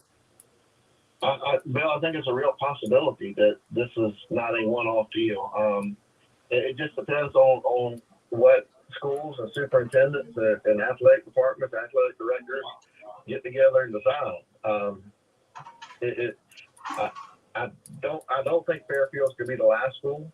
Now I know there's some schools that's not in the region with Oceanside and with Great Collegiate and like that. They refuse to play them in various sports. But one thing I will mention too, and this is, you can look around at neighboring states, North Carolina, Georgia, and what they do. You know, there's been talk before of forcing those schools to use the multiplier, where you know you take their enrollment and do about 1.5 or whatever, and so each kid counts as 1.5, not just one, and maybe make them play up in a higher classification. I think you got some legal issues surrounding that topic and how it plays out. But yeah, Preston just hit on it. He was in Bamberg. You know, that's a smaller school in South Carolina. Oceanside and Great Collegiate play in Class 2A, and really truly, they've been dominant in Class 2A in a lot of sports across the last couple of years. And you look at Class A, you got Christchurch up in the Greenville area.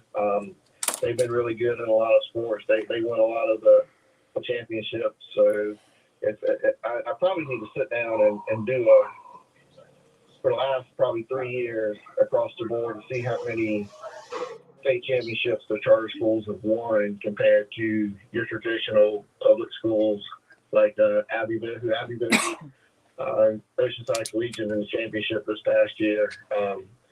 So it'd be interesting to see how many of those schools have won a state championship in sports all the way across the board in the last 3 years. I might do that this week and have some numbers for you next week.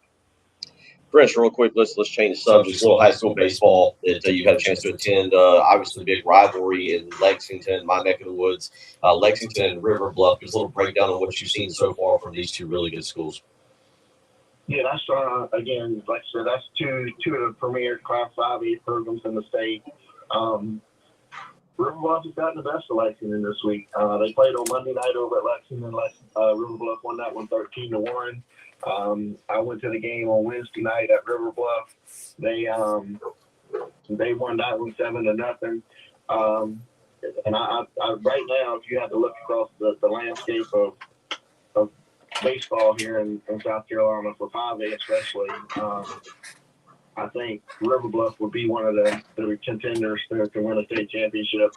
They got 3 guys at the top of their lineup that, man, they're really as good as anybody in the state.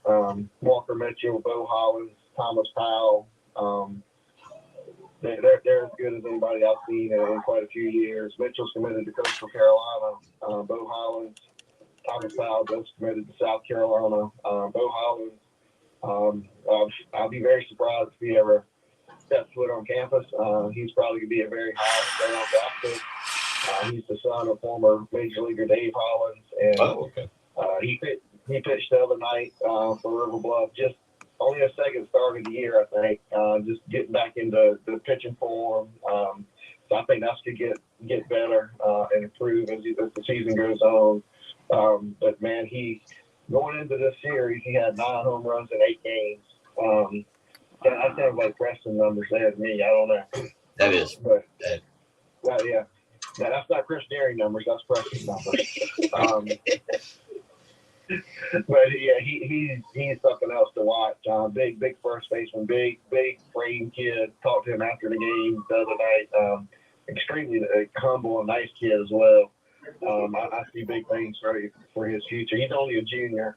Last year we had Tucker Toman, who ended up being a high round draft pick out of Hammond here in the Columbia area. I think Bo Hollins is the next one to fall in that line, and he would be a really high round draft pick, I believe.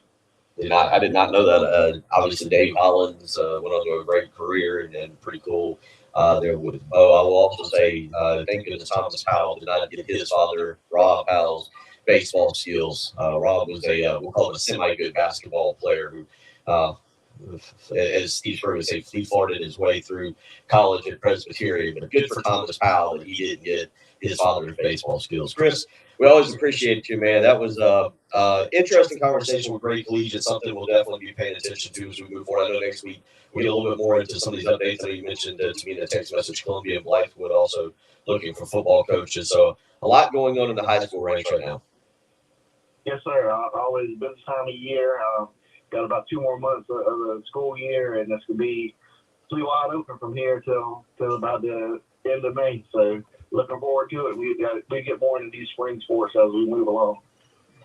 Chris, take care, man. We look forward to catching up with you. Enjoy your weekend. Should be a lot of fun, and I hate that you could be out here with us today. Yeah, I thought about it actually coming out there, but things just didn't work out. So you guys have a great day on the links and hit them hard, hit them straight. We'll just try to hit them. Let's just start with that. Start with that, buddy. We'll catch up with you next week. All right, y'all have a great weekend. Thank you, dude. That's Chris Deering joining us. He does a very informative segment there on some stuff going on. It's the high school highlights, sponsored by Bow Tire and Oil Company, located at Hendricks Crossing in Lexington. If it's round, rubber, and rolls, Bow's got it. We'll come back. We got to get outside here. Preston's got to hit the opening. It took us a minute, but he's got to hit the ceremonial opening driving range shot here, maybe in about 30 minutes to kick off the tournament. We're rolling along here. Bill Gunner, Preston Thorne, Jen Jensen back in studio. It's the early game on 107.5 The Game.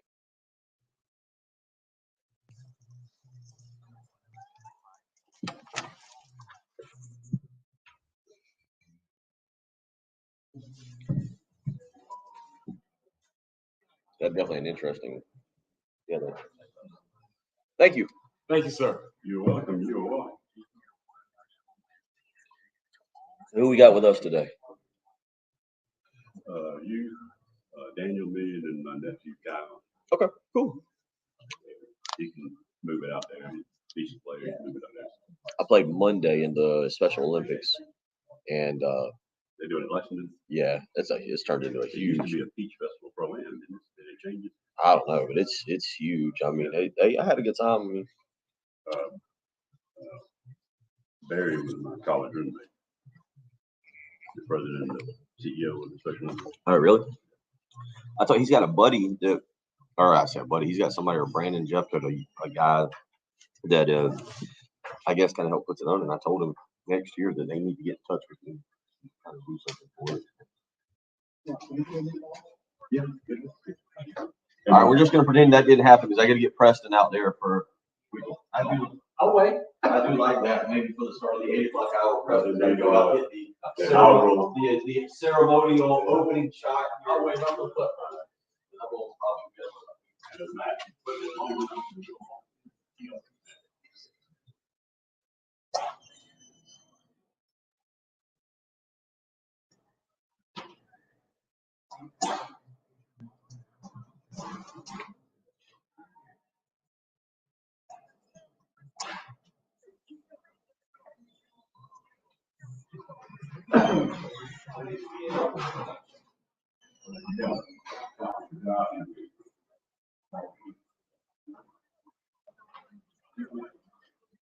We should get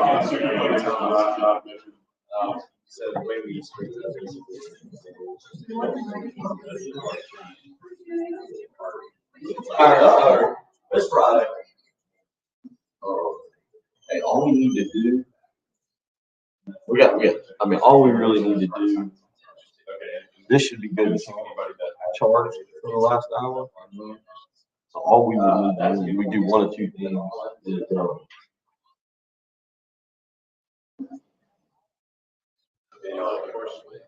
Yeah. If it's not, I mean, we can pick up the table if it's not connected. I don't know what's connected. Because they're gonna take the table outside. All we would need to do is just unplug this cord. Okay. And my computer. And my computer should be plenty charged. No. We'll do it. I said we'll do it at the top of the hour. I'll tell Jen.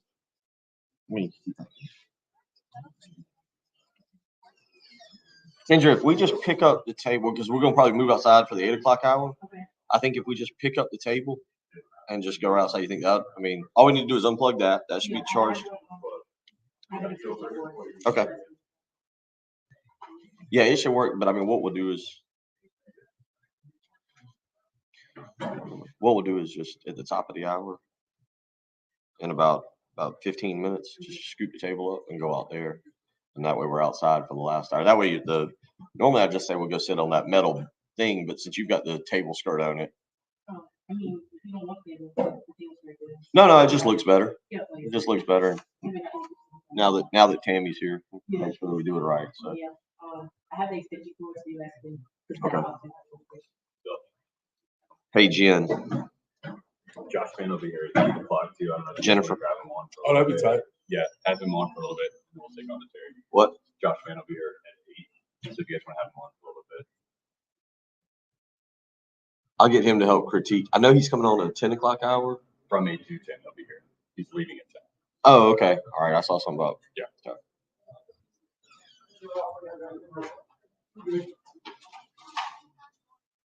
Since I listened, I wanted to actually see what you guys look like. I hear you every day. I'm Preston. He's Bill. Yeah, I know the difference. I'm Ron Capps. Bill, How are you? nice to meet you. Yeah, I got to see you play. I'm sure I've had season tickets for 40 Yes, sir. Yes, sir. Hey, 45 Rock, years. do you have just an extra left-handed club that Preston can hit the shot with?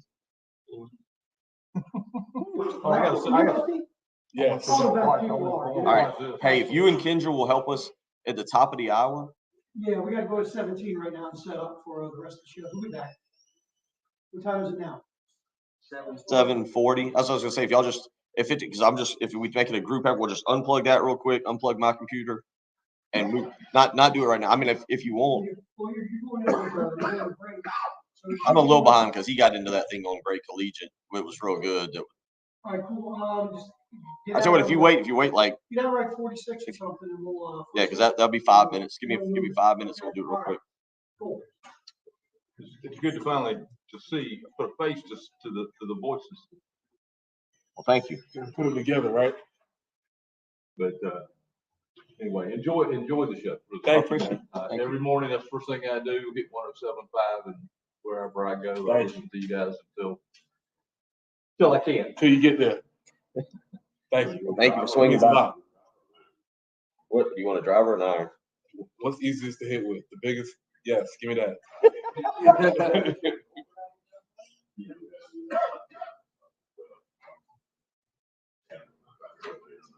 Yeah, we saw the light set up. My wife says, "What's going on? They're gonna land the plane out here?" But it was pretty interesting. Good, you? Found you under that backpack yet?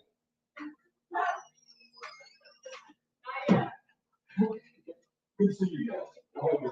7:41 on a Friday morning live from Charwood Golf Club. We're going to make this kind of a short segment, and then we're going to move to the outside porch. And Preston has picked out a driver that he's going to hit the ceremonial opening drive of the 107.5 The Game Spring Golf Classic. I understand Josh Vann will be joining us in the next hour. We'll catch up with him, get two former Gamecocks and me just sitting here, cutting it up out here at Charwood Golf Club. If you're coming out here today, come on out. Looks beautiful. Sun is rising here over the driving range. We've got Firehouse Subs providing the lunch. So it's going to be a really good time. Plenty of raffle tickets to give, or raffles to give away. Okay.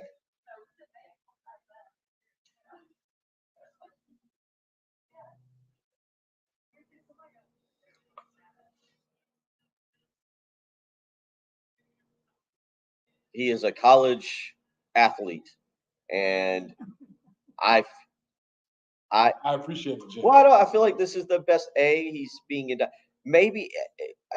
Do you feel we're embarrassing him, Jen? Yes or no?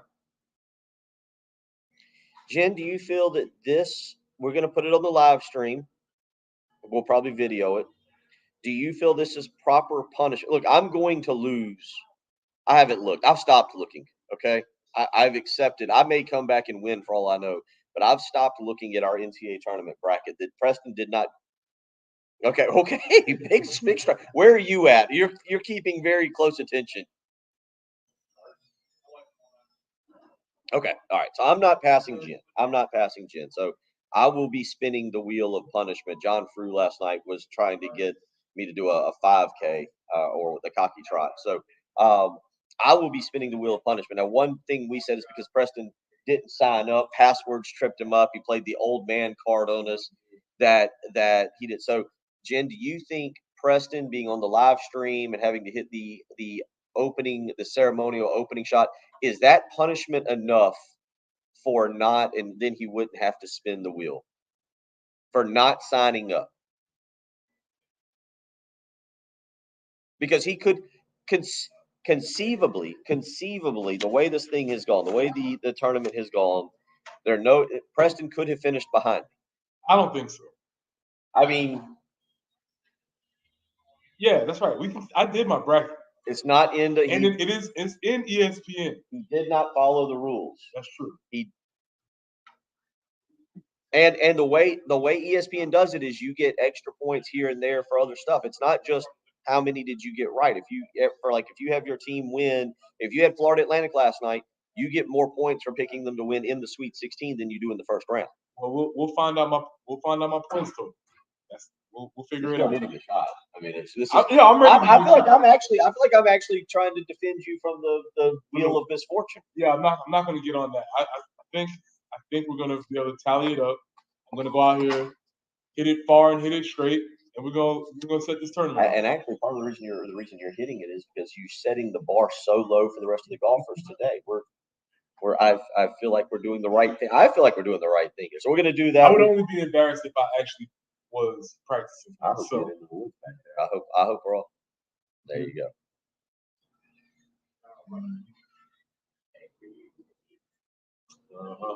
Very fired up. We're going to hit a break. We're going to move outside onto the patio as we crank it up here a little bit more. It's, you know the slogan for Live Golf, right?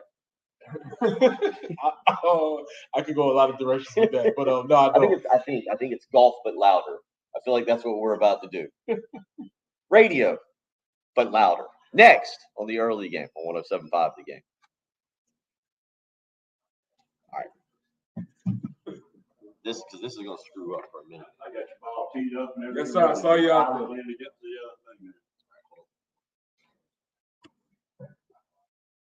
They're moving that for us.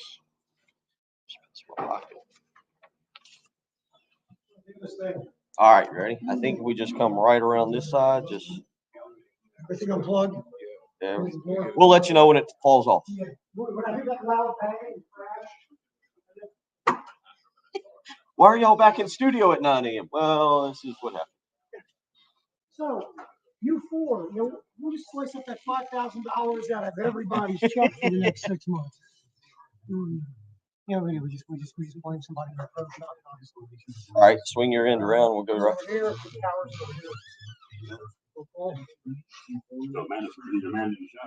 Right there. That should be good. Power heat tender, you got it. That's me. I'm okay. I should be okay for an hour. I think I'll look at it, but that's the power. Oh, okay. There you go. So you've got that right there. So you can just. Yeah. Okay, let me get these chairs because I don't want to sit in those metal chairs. Give me a favor. Hop on there with it and just because we moved it. Seen this when you move the thing. It'll just talk to her. Hey, Jen, can you hear me? Hey, Jen. Not at all. Exactly. Hello. Hey, Jen.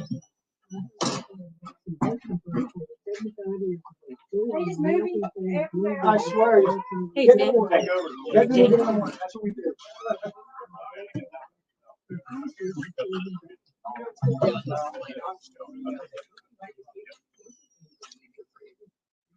There we go. Look, every year we go just a little bit further.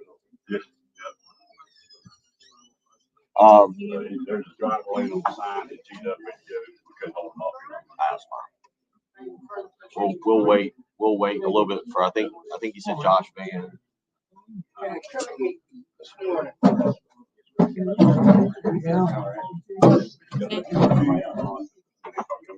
She might. Jen, you there? Can you hear Kendra? Loud, but yeah, okay. Okay. Yeah, we moved outside. I just want to make sure you Yeah, because when you move. Jack, can you hear me, Jen?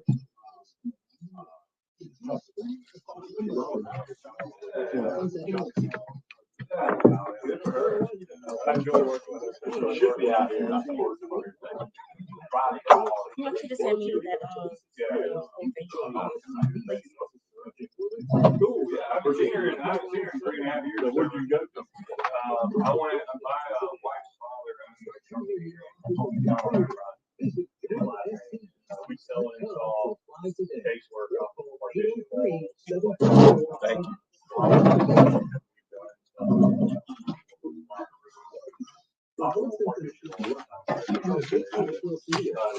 Oh yeah, I mean I wear shorts and t-shirts. I'm trying to figure out there. But it's been fun. I was telling her, I was just talking at work.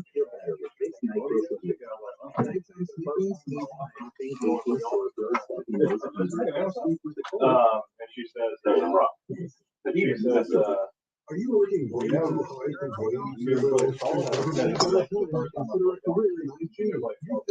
This is Kelly's career. Yeah, here we play here. Yeah,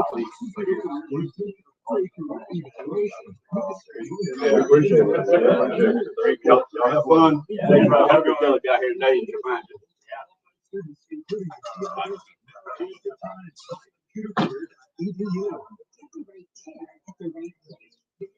Medical centers convenient urgent care centers for minor illnesses or injuries. Seek an emergency room for emergencies. Go to letsmed.com to know where to go for the care you need. Last year when I was at SMF, when Ryan was there, I was talking to Ryan.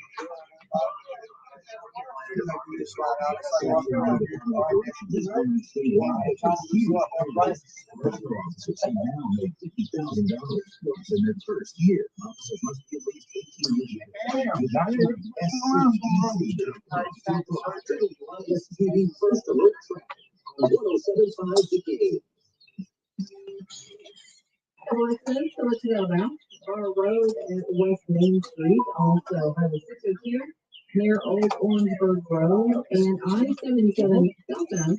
That's been narrated for the Hyatt Bear. How y'all doing today? Good. How you doing? Better than what I was.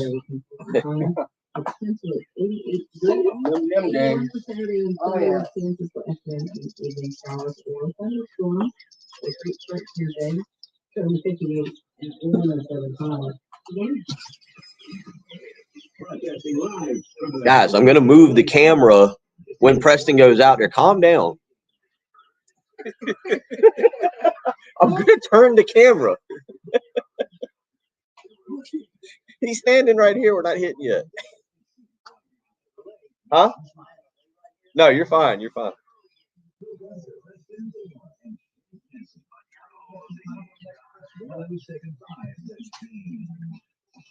Not my first rodeo being out here. Like, we've broadcast from the porch before. I've done this. I got it under control. People on the live stream were telling me they're not gonna be able to see you hit the ceremonial first shot of the day. I feel like I'm doing a good job of building suspense and pressure on you. Yeah, you the word hit. Let's make sure we put that in very strong quotations. Am I overselling only for you to underperform here in a few? There is no underperformance when the bar is the floor. So we're gonna give it our best shot. take it one shot at a time and see where this thing goes. That's right. We're going to do that. Josh Van expected to join us here in the coming hour, maybe even in time, because when we start the 8 o'clock hour, Preston will. There's a golf ball teed up right in front of me. Preston will head over there, and he will get the tournament officially started at 8 a.m. tee time in about an hour. Hopping on with us now, Carlton Green, our good buddy from who was trainer at South Carolina State, has always been a regular on our live stream. And you're excited, big track and field event for South Carolina today. Yes, I am. A track and field official, so I've been assigned to this week. Well, tell us a little bit about it. You put it in on the live stream a little while ago, but this is for South Carolina coming up this weekend. So tell us a little bit about what's going on. It's a 2-day track meet, so it's Friday, Saturday. They start at 10 o'clock this morning, and it runs until probably like 6 o'clock today, and then they'll start again tomorrow afternoon. Who all is competing this weekend? South Carolina State, Charleston Southern, a few of the Florida schools. They'll be competing in this track. It's usually SEC heavy. Now, you have got a background with South Carolina State. You and Preston were talking off air when you walked up. Y'all have got some great memories, great stories of Willie Jeffries. Yes, I was just telling Preston about an old story that Coach usually tells when he gives a speech. And at the time, it was widely known how he would give speeches to all these new young recruits that would come to the school. And one time he had a young man come in. He was 6'7", about 270. And he wanted to get one of his best friends a scholarship to South Carolina State. And this young man was 5'5", 180 pounds. And his breath was dusty. So the old story is that he said, I'm going to give you a scholarship if you can fill the quadratic equation of 2. I would be out on many levels now. And the guy that he really wanted, he gave him a question of, what is the capital of South Carolina? And you know the answer is Columbia. I would hope, yeah. The young man said Winsboro. And so in order for him to pass, he said, well, if he got 100, if he said Columbia, he would have had 100 points. But he said Winsboro, so 30 miles from Columbia is Winsboro. So he said 100 minus 30 makes 7. So he passed the exam, so he gave him a scholarship. There you go. That's it. Just all you got to do is pass. Preston, you got Willie Jeffries stories? Man, that's that Coach Elijah. You know, every time you just hear Coach Jeffries, and he always has a joke or he always has some story for you. And they get, you know how it is, man. They get longer and longer every time you hear him, every time you see him. And, you know, you pick up, it's like, I thought it was 40 miles last time. But he's such a charismatic guy that he's one of those folks, man. And honestly, it's these types of characters that were in the coach profession that we just need to make sure we get all of their stories from them, because, man, those guys are treasures for our state and for all our games around. South Carolina State has been very blessed to have 2 legendary coaches in my lifetime, Willie Jeffries and Buddy Pugh now, and just the history that they've brought, the integrity that both of those coaches have brought to South Carolina State and to the state of South Carolina, the way they've represented their university. Carlton, good luck today over there at the USC. You got your official track and field. So I got my track and field gear on. So he's ready to go. He's ready to go. We appreciate you stopping by and supporting the program as well. Carlton's a regular on the live stream there. We will come back. Hour 3 is on the way. We've got a week recap we've got to do, Preston. Oh, I'm excited. That'll come up at about 8:50. We've got that. Josh Van is expected to join us. Preston's going to hit a tee shot here to start off the golf tournament, and we'll cut up some more. Is Utah Valley, do you make a run in the NIT? Does anybody officially make a run in the NIT. We will do that when we come back and talk a little baseball too. Gamecocks in Missouri this weekend. Top 25 showdown over at Founders Park. We got a lot to do. You're listening to Preston Thorne, Bill Gunner, she's Jen Jensen. It's the early game on 107.5 The Game.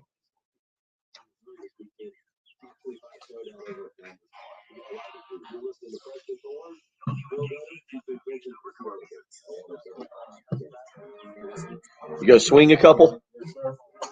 Gotta limber up. He's got to stretch it out.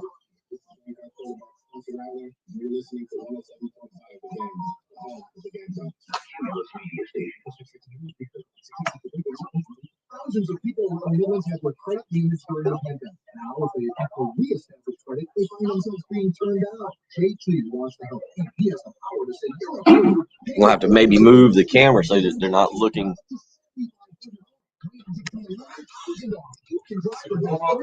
Everybody see the warm up. Hold on. See, we don't want to look. Yeah, the warm up. I don't know if that's.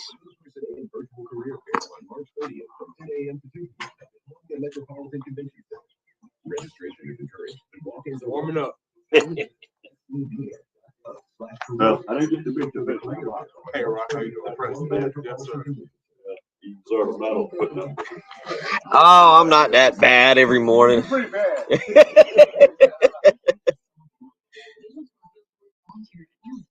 Let's see.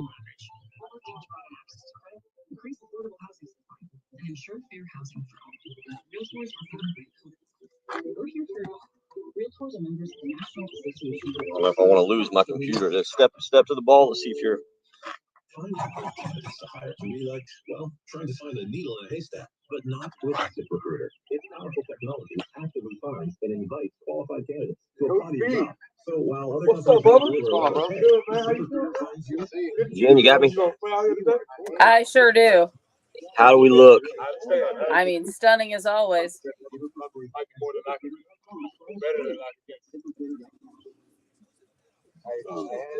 Pleasure of playing with this guy the last time. He was the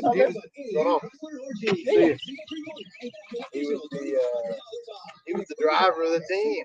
Yeah, yeah. Let him. Looking good. You got to get him through the 5K now. Yeah. I think he's trying to gracefully duck out of that. Oh boy. Good. Careful there, Chris Clark.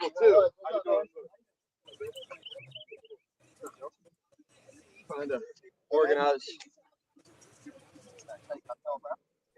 Nope, no soundtrack. That's funny though. What? No, I was just laughing.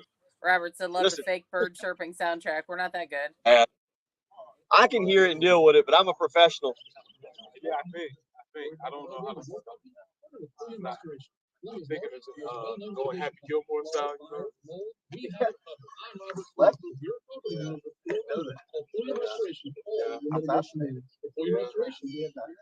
See, being lefty was all right, we're coming back. We're heading back. All right.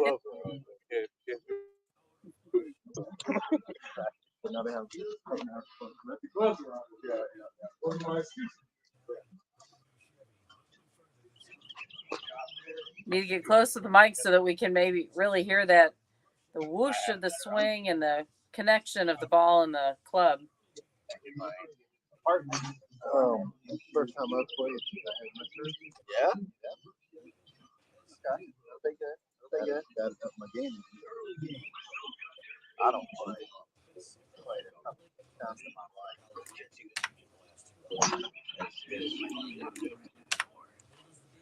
Actually, practice all day.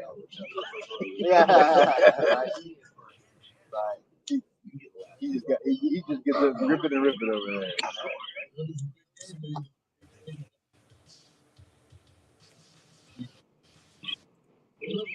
All right, Patty goes up. It actually feels. I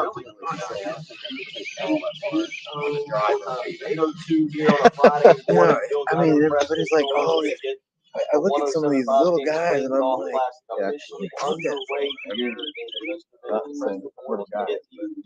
Ceremonial opening shot here let everybody know that it's time to play golf. How do you feel? I played with Bill and Rob past time, and they were. I was like, don't do that. All right, well, if you want to go to our live stream, go to youtube.com, killing the ball. game.com real quick. Preston's going to step to the tee box. Somebody's got important stuff. All right, the yellow flag according to this is 79 yards. Red flag over there is He's out here having fun.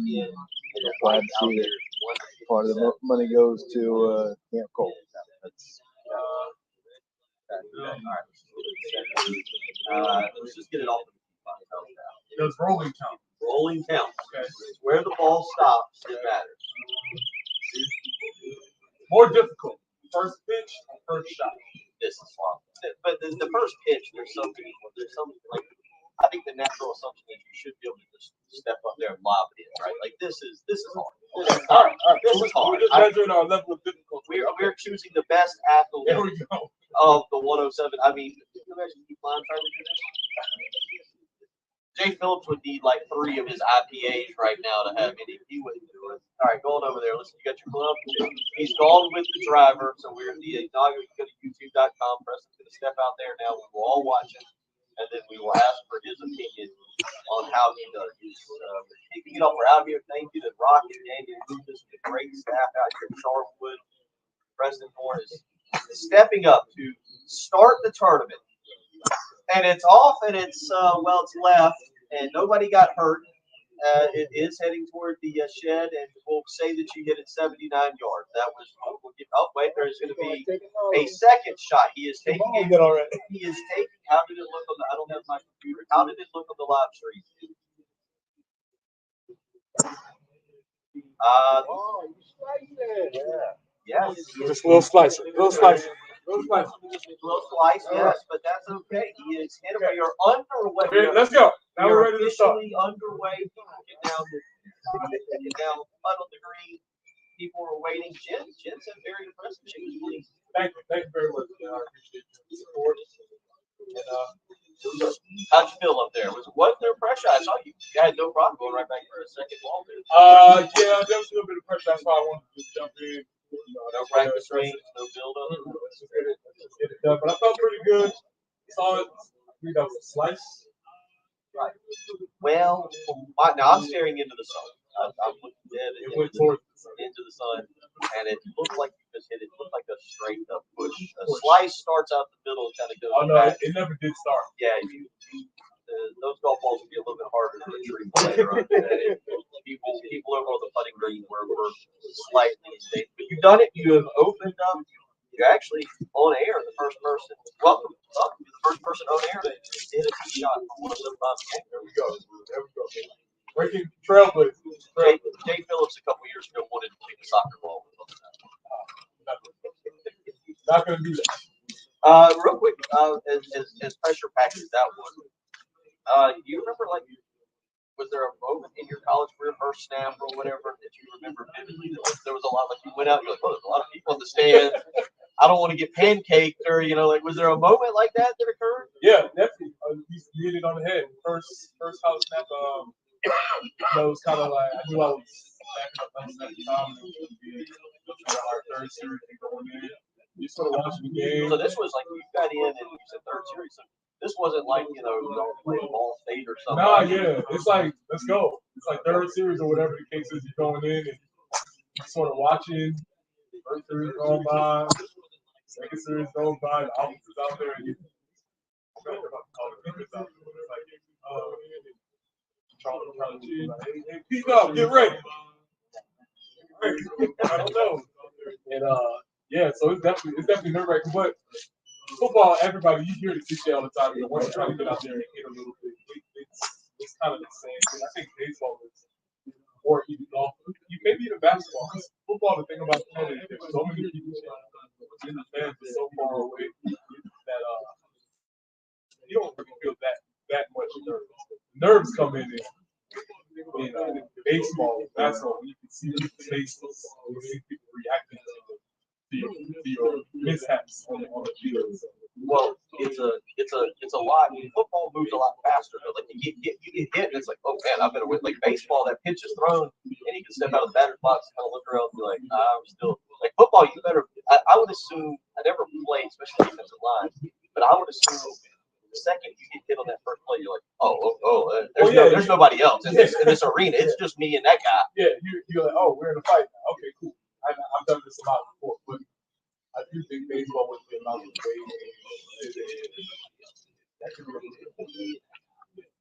How nerve-wracking do you think to go home, to go back home? You're from Harlem, New York. You hadn't been home in 3 years. This is a big day. How nerve?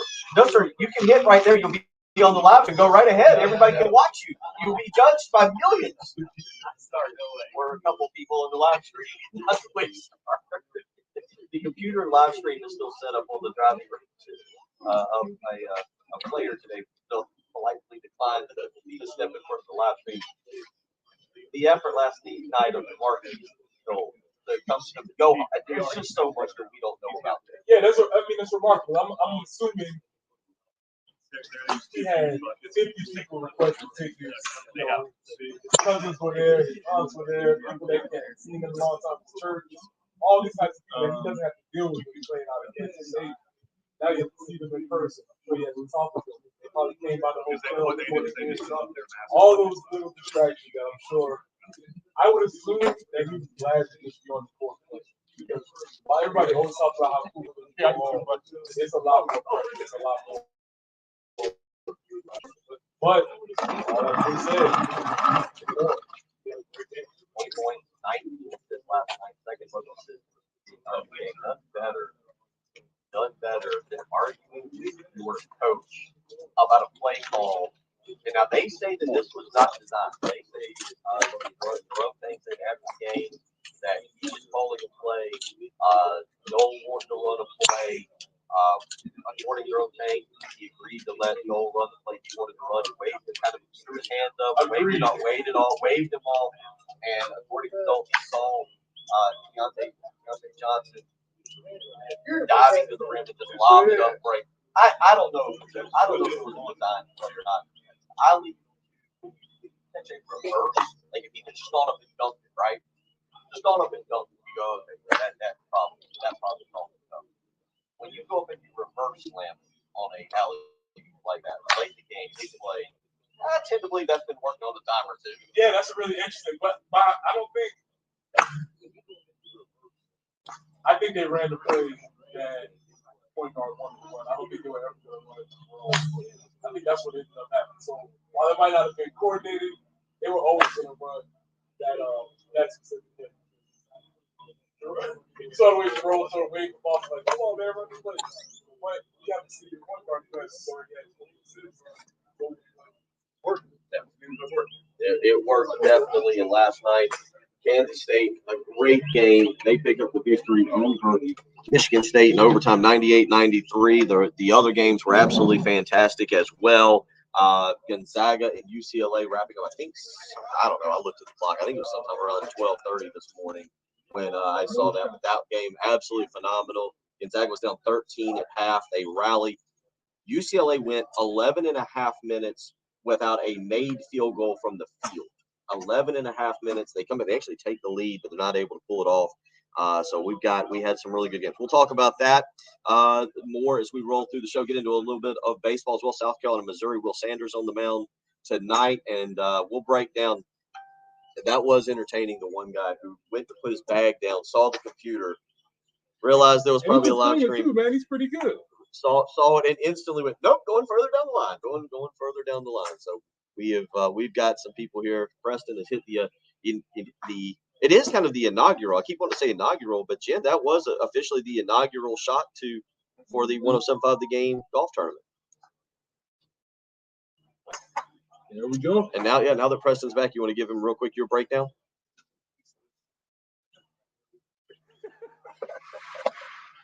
Never good when the coach says, "Oh gosh."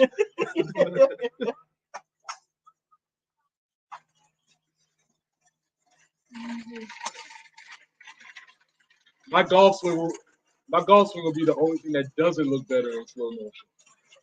Well, we'll We'll heckle a couple golfers out here, make them feel a little uncomfortable about themselves and their swing. Josh Van will either be here or on the 9 to 10 hour. So we've got a lot going here this morning. We're out here, Charwood Golf Club.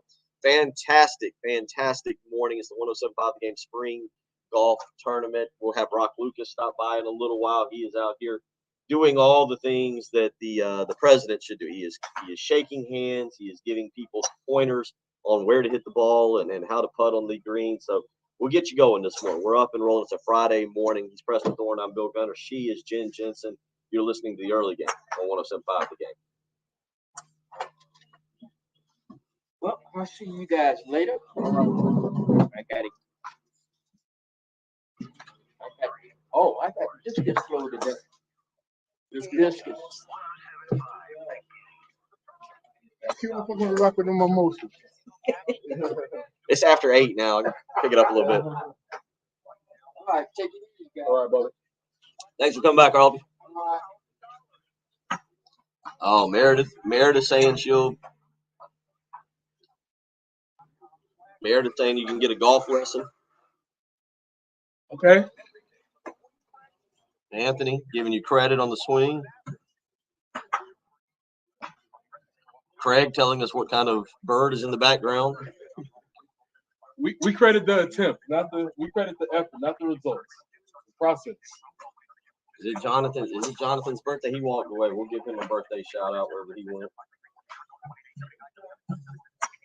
Next time we see Rock Guy, we'll grab him and throw him on.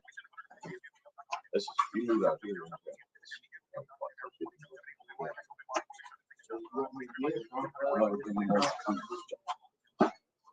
I know. Yeah, I know. That's like really cold, baby. Well, it's about 8 o'clock. That's I don't know why that's the number. Yeah. Can't do a month at 7:15. During the summer when I come out here, we just start from out here. It's a lot of fun instead of sitting inside. But you tell us a lot more fun than being outside. Now, if that's not bothering you, that the speaker, I'll tell them to turn it back up. Everybody can hear. Yeah, that's fine. If you could hear, it was once I was like, oh, where's that come from? Yeah. Once I got used to it. I just didn't know where it was coming from. Have you done anything or just walk back and forth? You are the man of just looking busy by walking back and forth with a serious look on your face.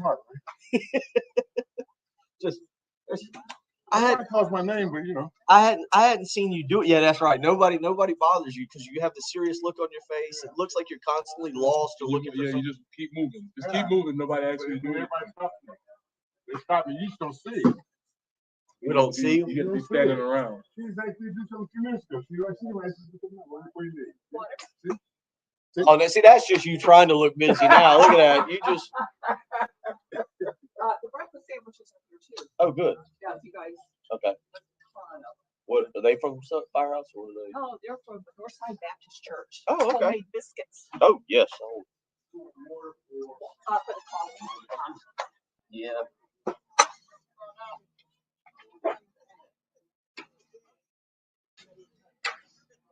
It's a little more fun. It's just not too cold, but it's a little more fun being out here amongst everything. Yeah. That's what I said. Especially Dallas there, she says they're practicing. Yeah. It sounds good on the air too. That's what I'll tell. As long as it doesn't bother, as long as you can block it, I'll tell Block to turn that back up a little bit so everybody can hear. He's done a really good job. They do a phenomenal. He really does do. I mean, it's a. I told him I need a major since I can't play with it. Oh, really? Yeah. We'll take it. I'm glad you said that. Brian Lynn wanted me to get him a tea time for next weekend for him and Matt Berry. I gotta remember to do that. Everybody calls my name. Nobody knows your name. They just see it. The handsome guy. Hey. They also don't. Handsome black guy. Very few people who say that. He was using it a few minutes ago. What did I use? Oh yeah, he's my guy. As soon as I'm off radio, I'll readdress that one. You okay? Yes, I'm great. How are you guys today? We're good. We're Good. staying busy.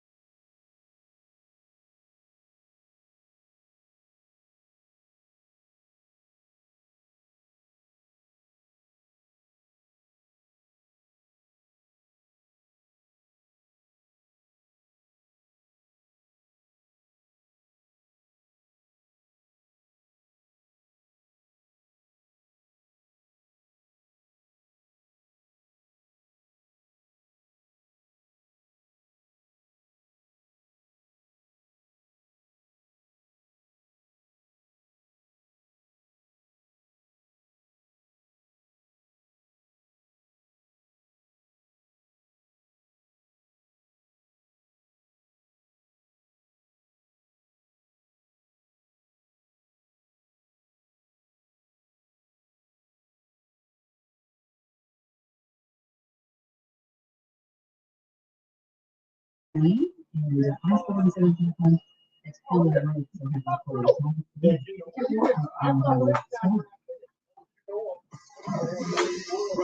live from the Vernon Chevrolet Studios. This is 107.5 The Game.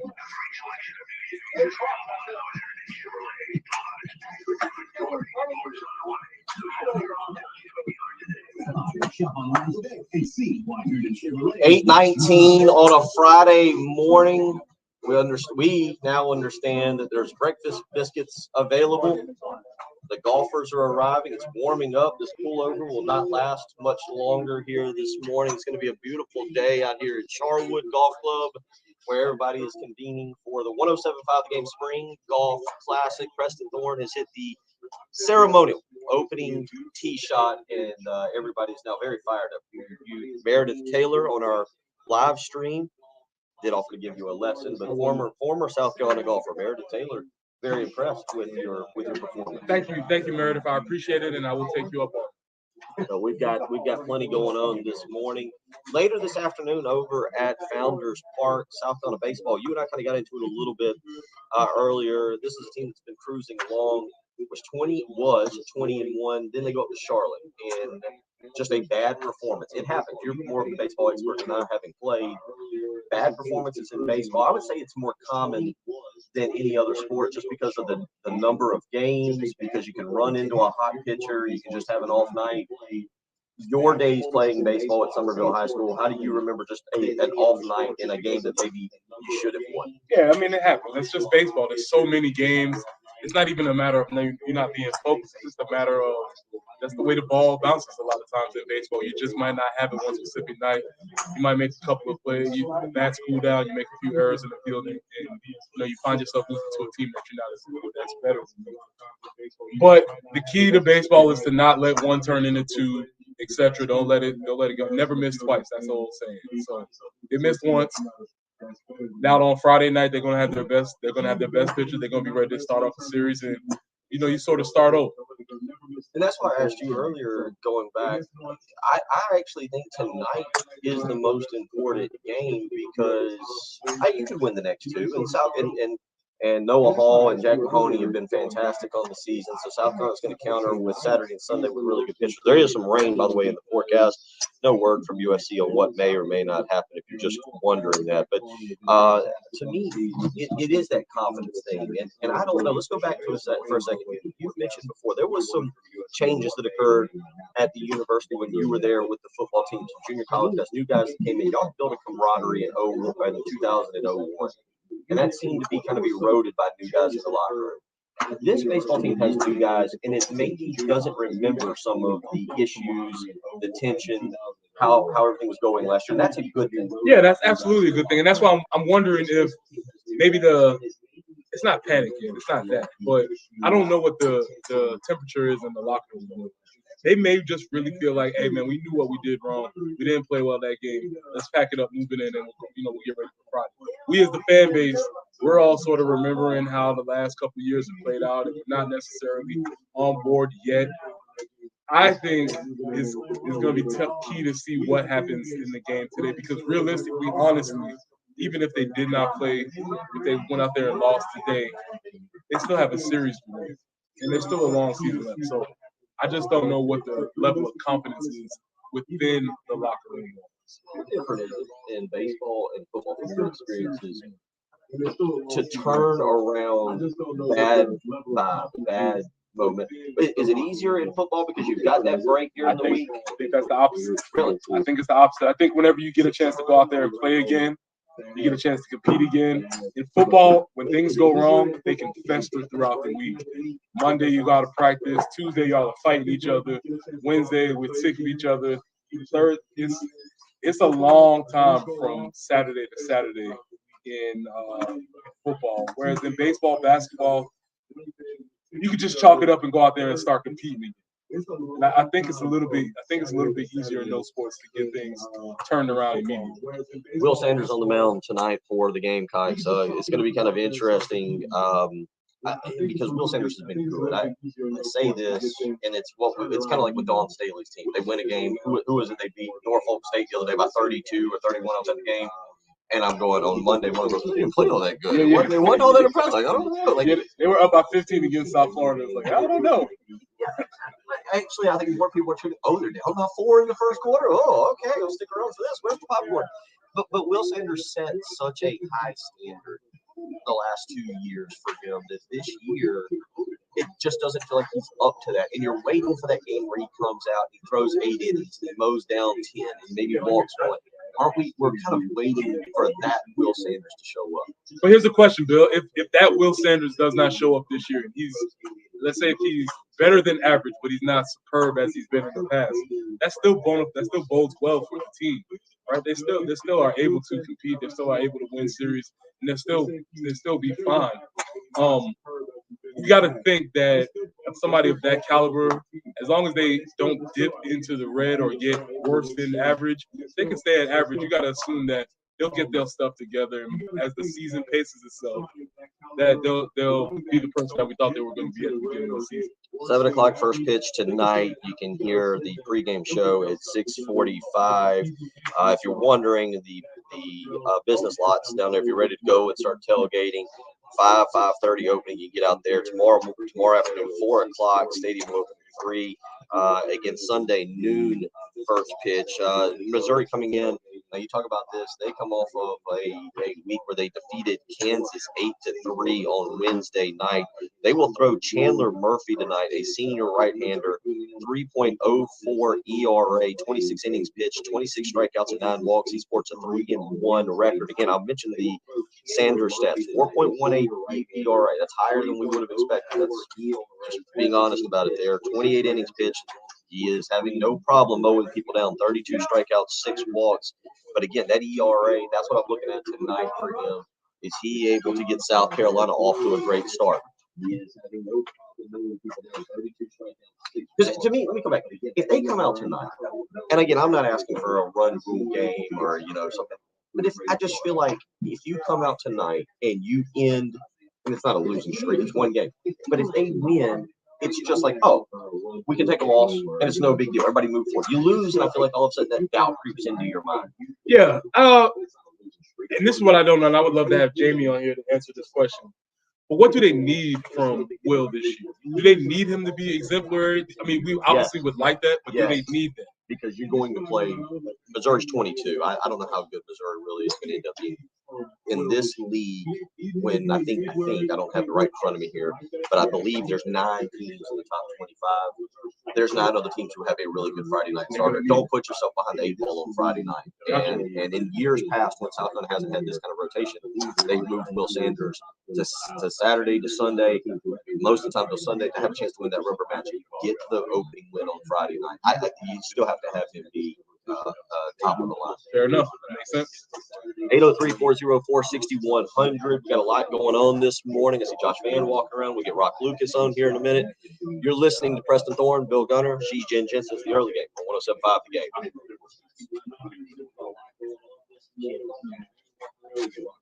You might know this guy? Yeah. Let's get you on in here, Josh. You're right.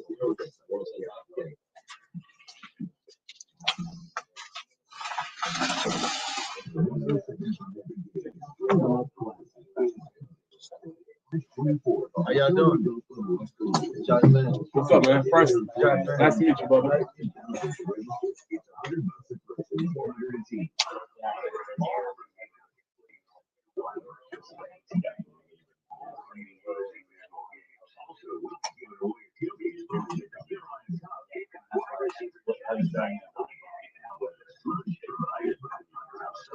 Yep, it's that time of the year where you're having maybe some parties at the house. St. Patrick's was last weekend. Maybe you're having big watch parties. There's this big golf tournament that's coming up in just a few weekends.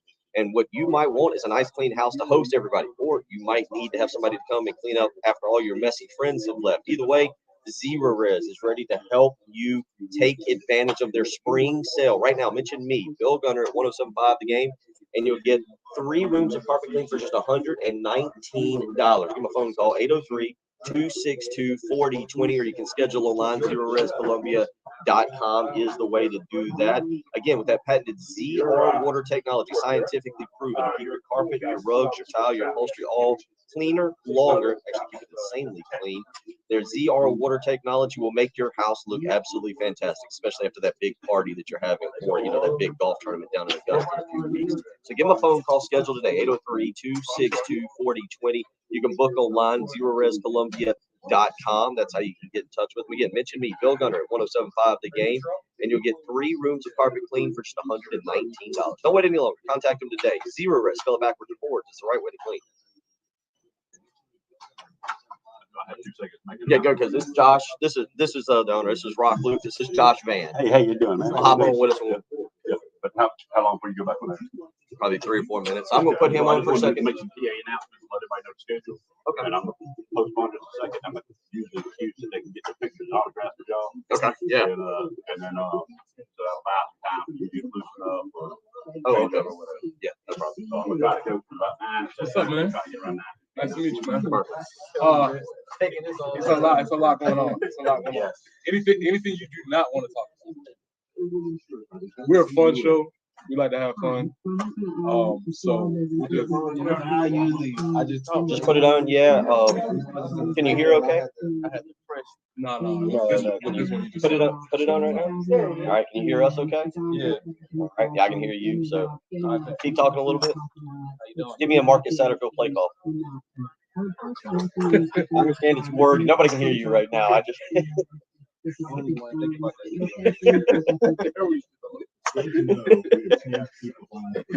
All right. Nah.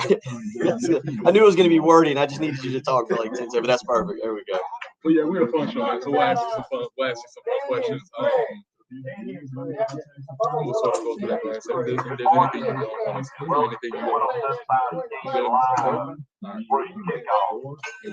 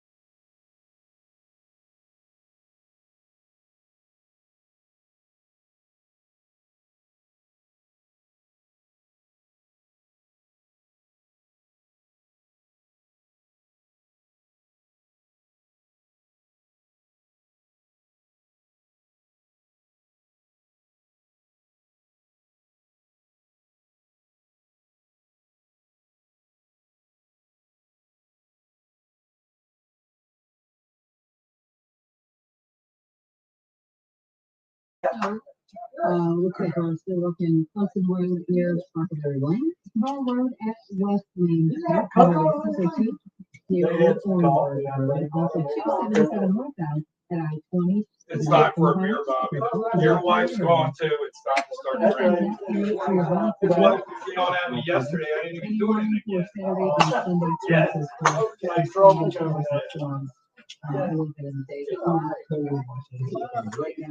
Bobby hitting it. 803-404-6100. If you want to text in this morning, I'm not going to lie, I haven't checked the text line since we moved outside. So if you sent a text and it was something important, I haven't paid attention. We've been watching Bobby Alexander's lining it up. What you would never make it on the PGA Tour if they mentioned your name and you turned around. Oh, okay. A little bit of a draw there.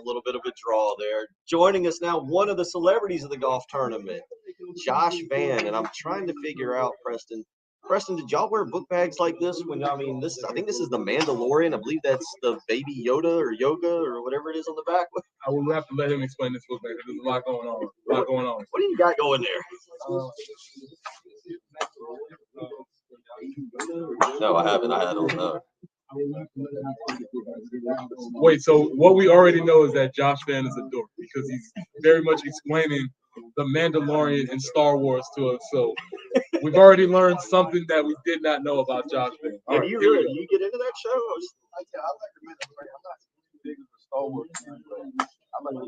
What was on the team? What was like the Netflix or the Amazon? You got so many of them. What was the show that everybody talked about in the locker room? I don't remember in college, right? We didn't have any of that. We didn't have it. Of course, I was only 5 points. You had to be in the locker room. It was total different attitudes. But y'all didn't have. I mean, there wasn't like a television show y'all talked about. Yeah, there was. Unfortunately, Bill, this is a family show, and it's a little bit too early. Our show's okay. There's a family show. It's a little bit too early for those mentions. All right, we'll see. Preston was very professional before Josh walked up. Josh, anything you don't want to talk about? Yeah. I clearly should ask you that before every segment. You just got to ask people. It's like, hey, listen, this show is liable to go anywhere. You just got to make sure if there's anything that you just want to stay away from. What's it been like this spring without spring football? You just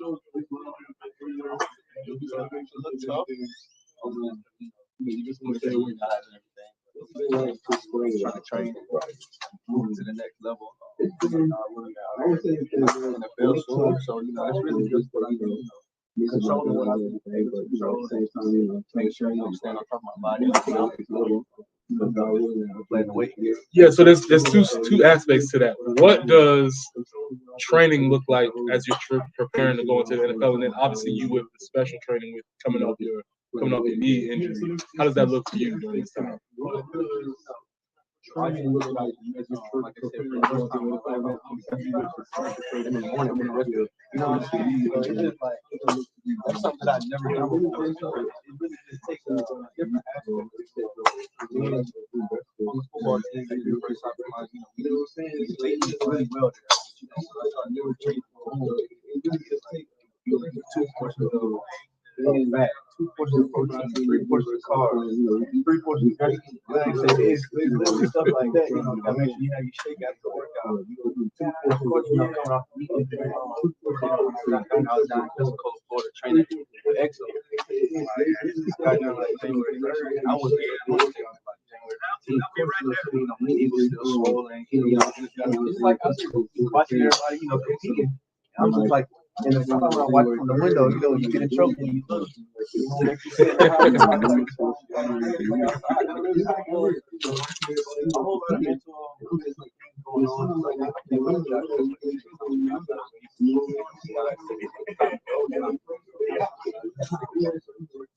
Everything you went through, it was an interesting career for you. And I know there was some probably dark days early on. Did it help you prepare for what you went through? Because that's got to be tough. You're injured. You know your future's left. Did it help you prepare for that? Yeah, I mean everything. I take everything as a lesson in a lesson. You know what I'm saying? So, just being able to take that setback.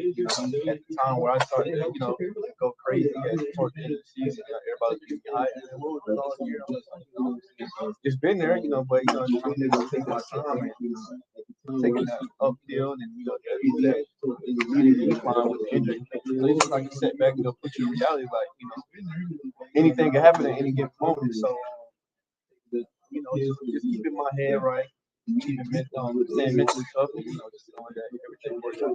One of my favorite moments from you during your career was after that Georgia game, I believe, a couple of years ago when Coach Muschamp tried to play you. He was like, "Why you just start catching balls?" He's like, "You ain't throw the ball to me." And I love saying that. But to that aspect, all receivers want the ball. They want the ball all the time. What was it during your career? When did you feel like you could advance to becoming an elite receiver? Everybody, except for I'm pretty sure now. I mean, they want to taste that rock every now and then. Every wide receiver, they want the ball, but you gotta put it. We're not Superman out there. You're not gonna be able to go 100% every time. So, you gotta be a full team player. But really, just coming into that season, into that 2021 season, it's a fresh start, new coaches. I got to do something different. I was behind Debo Samuel, Brian Neville, Shot Smith, all three great receivers. And I feel like I was able to play with some guys obviously those some studs right there. So I just really had to my time. Coming into that next season, I'm like, I got to do something different. It's the first start. Really known receivers. And, I got to take advantage of it. That first game, I got a little taste of it. That second game, and then of course, Georgia third game, like, first stop it though. Really known receivers. And, I got to take it. I can fuck away. Outside, I wasn't doing it. No, I apologize. Your career, now that you look back on it, what'd you learn the most? Either I was gonna say life or what'd you learn? Patience.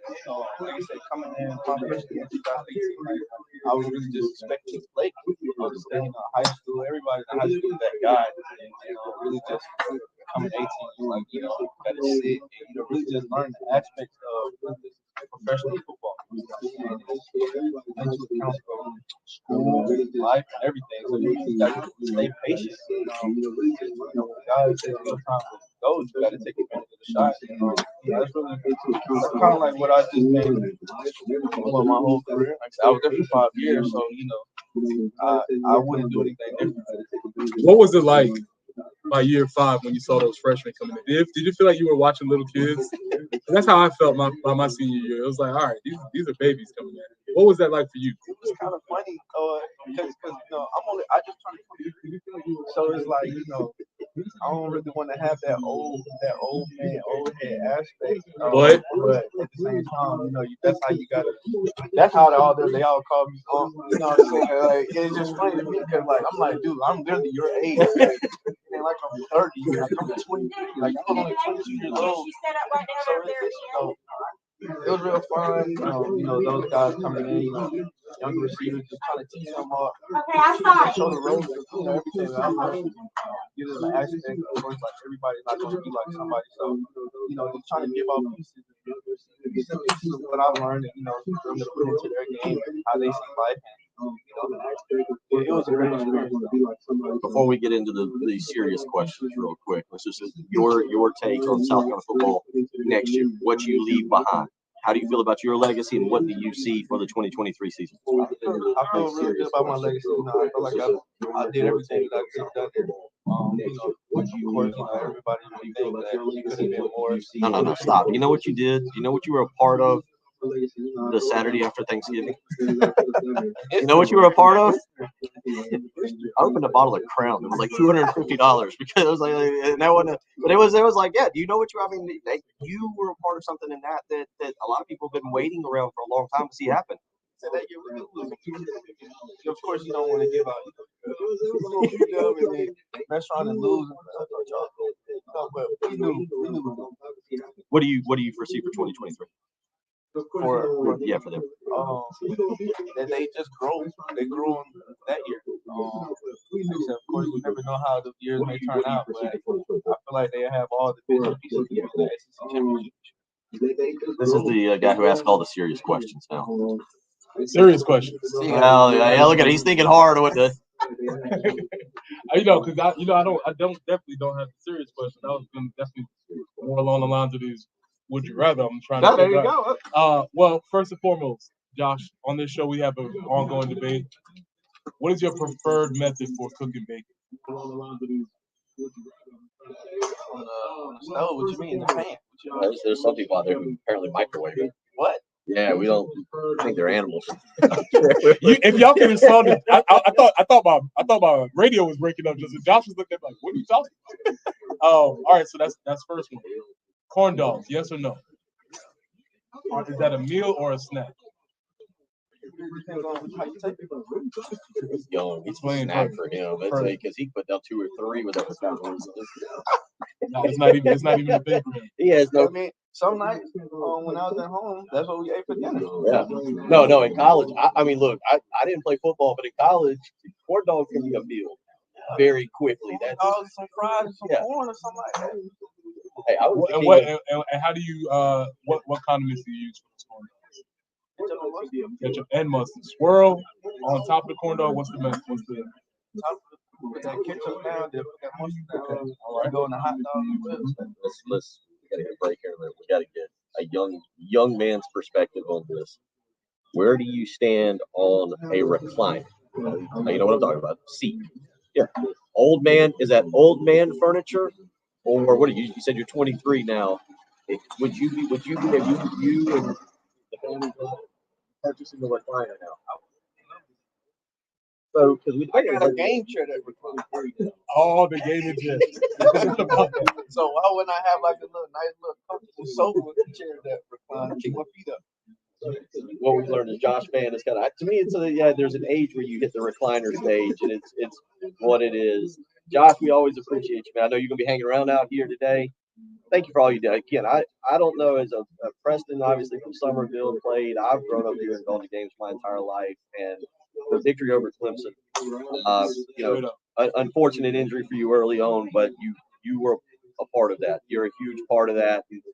All these people out here should make sure that you're taken care of all day long, or anytime you walk into an establishment, because you're a part of that. And I tell you what, that was something that day. I'm proud of you, man. Thank y'all for having me. Appreciate all these people. Man, best wishes moving forward, man. Anybody can do to help you, please. You didn't get to see Preston. Did you hit a golf ball? That's the attitude. We'll come back. We will play our week wrap up. We got to get to. Jen has been working hard on that. Josh, we'll be out here until about 10 o'clock this morning. So if you stop by, maybe you can track him down. We appreciate you. We're out at Charwood Golf Club, the 107.5 The Game Spring Golf Classic. It's the early game on 107.5 The Game. We'll be out here until around 10 o'clock. Stop by and we're out at Charwood Golf Club. Classic, it's the early game on 107.5 The Game. You can catch up by going to the early game on demand page at 1.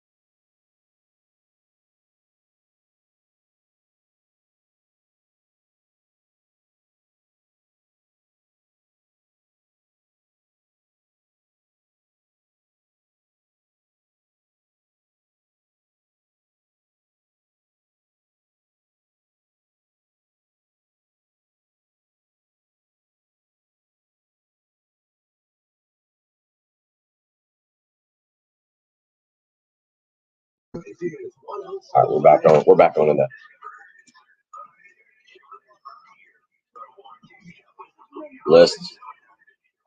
Let's do it all right here. I'll give away the baseball tickets. I'll call for the end of the show. And we'll wrap it up.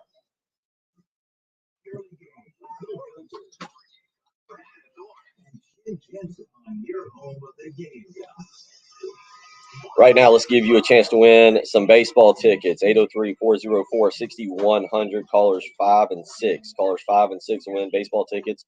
First caller can choose between Saturday and Sunday. Second caller can get the ones that are left over. Caller 5 and 6 for some baseball tickets this weekend.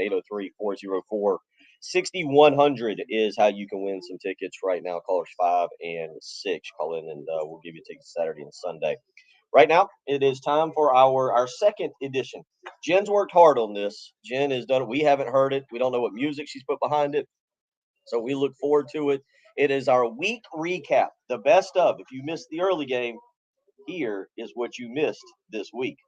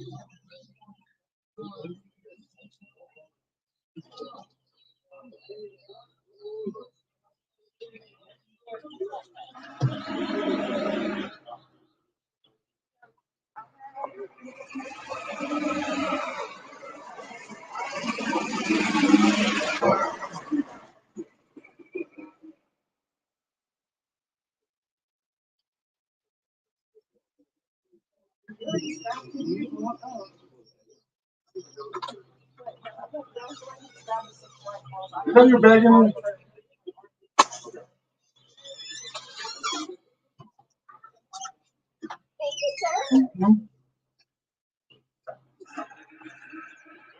Once again, welcome to Charwood and the 107.5 The Game Live Spring Kickoff Classic. They'll be getting off the air here in just a few minutes, and they'll give them a moment to play. If you want to talk to Bill or Preston, let's do so. And then we'll go ahead and start announcement momentarily after that. And then we'll head out on the golf course, try to have balls in the air by 9:15, 9:20. Thank you.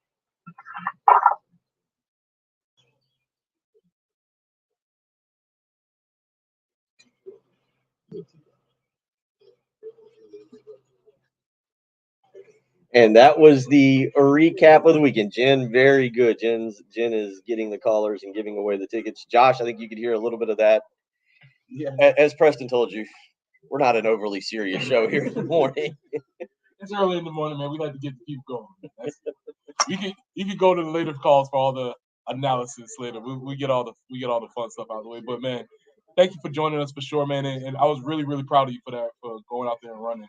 You ran really well, man, and that showed a lot to your character and fight through that, man. So keep pushing, bro. You're gonna be on your way. What's real quick? What's the next step for you here? You got about a month until the draft. What are you kind of doing? Just talking about training. Make sure I'm eating healthy. Just training, and just waiting this process out. So of course, couple snacks. If Josh is gonna sneak off his training regimen, what's gonna be the couple snacks? I really, have a little bag of kettle chip, jalapeno chip. My fiance made some brownies the other night, so don't fall into that trap. I did that last night. I had like 2 of those so far. Hold on a second. Brownies, middle or edge or the corner? What do you prefer? I prefer the whole brownie, but I like the edge. There's a little crunch. Crunch on the edge. So the thing is who makes it, because there could be an over crunch. I love my grandmother. One time she made brownies. We could have thrown at the ducks at the lake, and they wouldn't have lived. It depends on it. But real quick, I want to go back to that. Funniest thing you've learned so far being a father?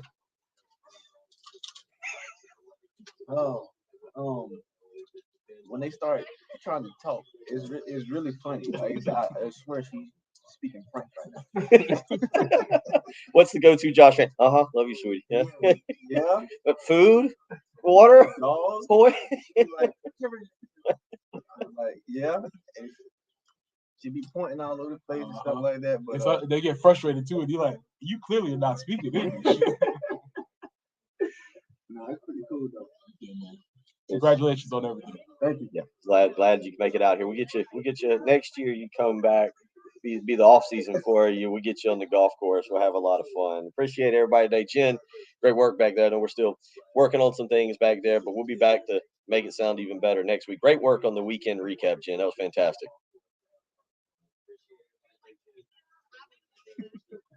Jen's ready to go home.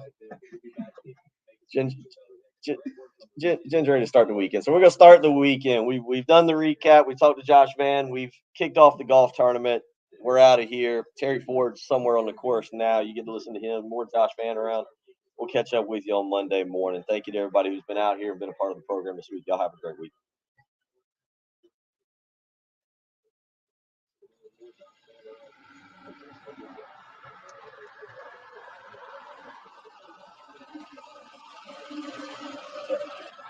I turned ours now.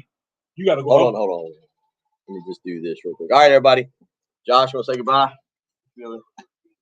Josh out. Preston out. Yeah. Y'all take care. You need to go up or down the way. What do they need you for you to do?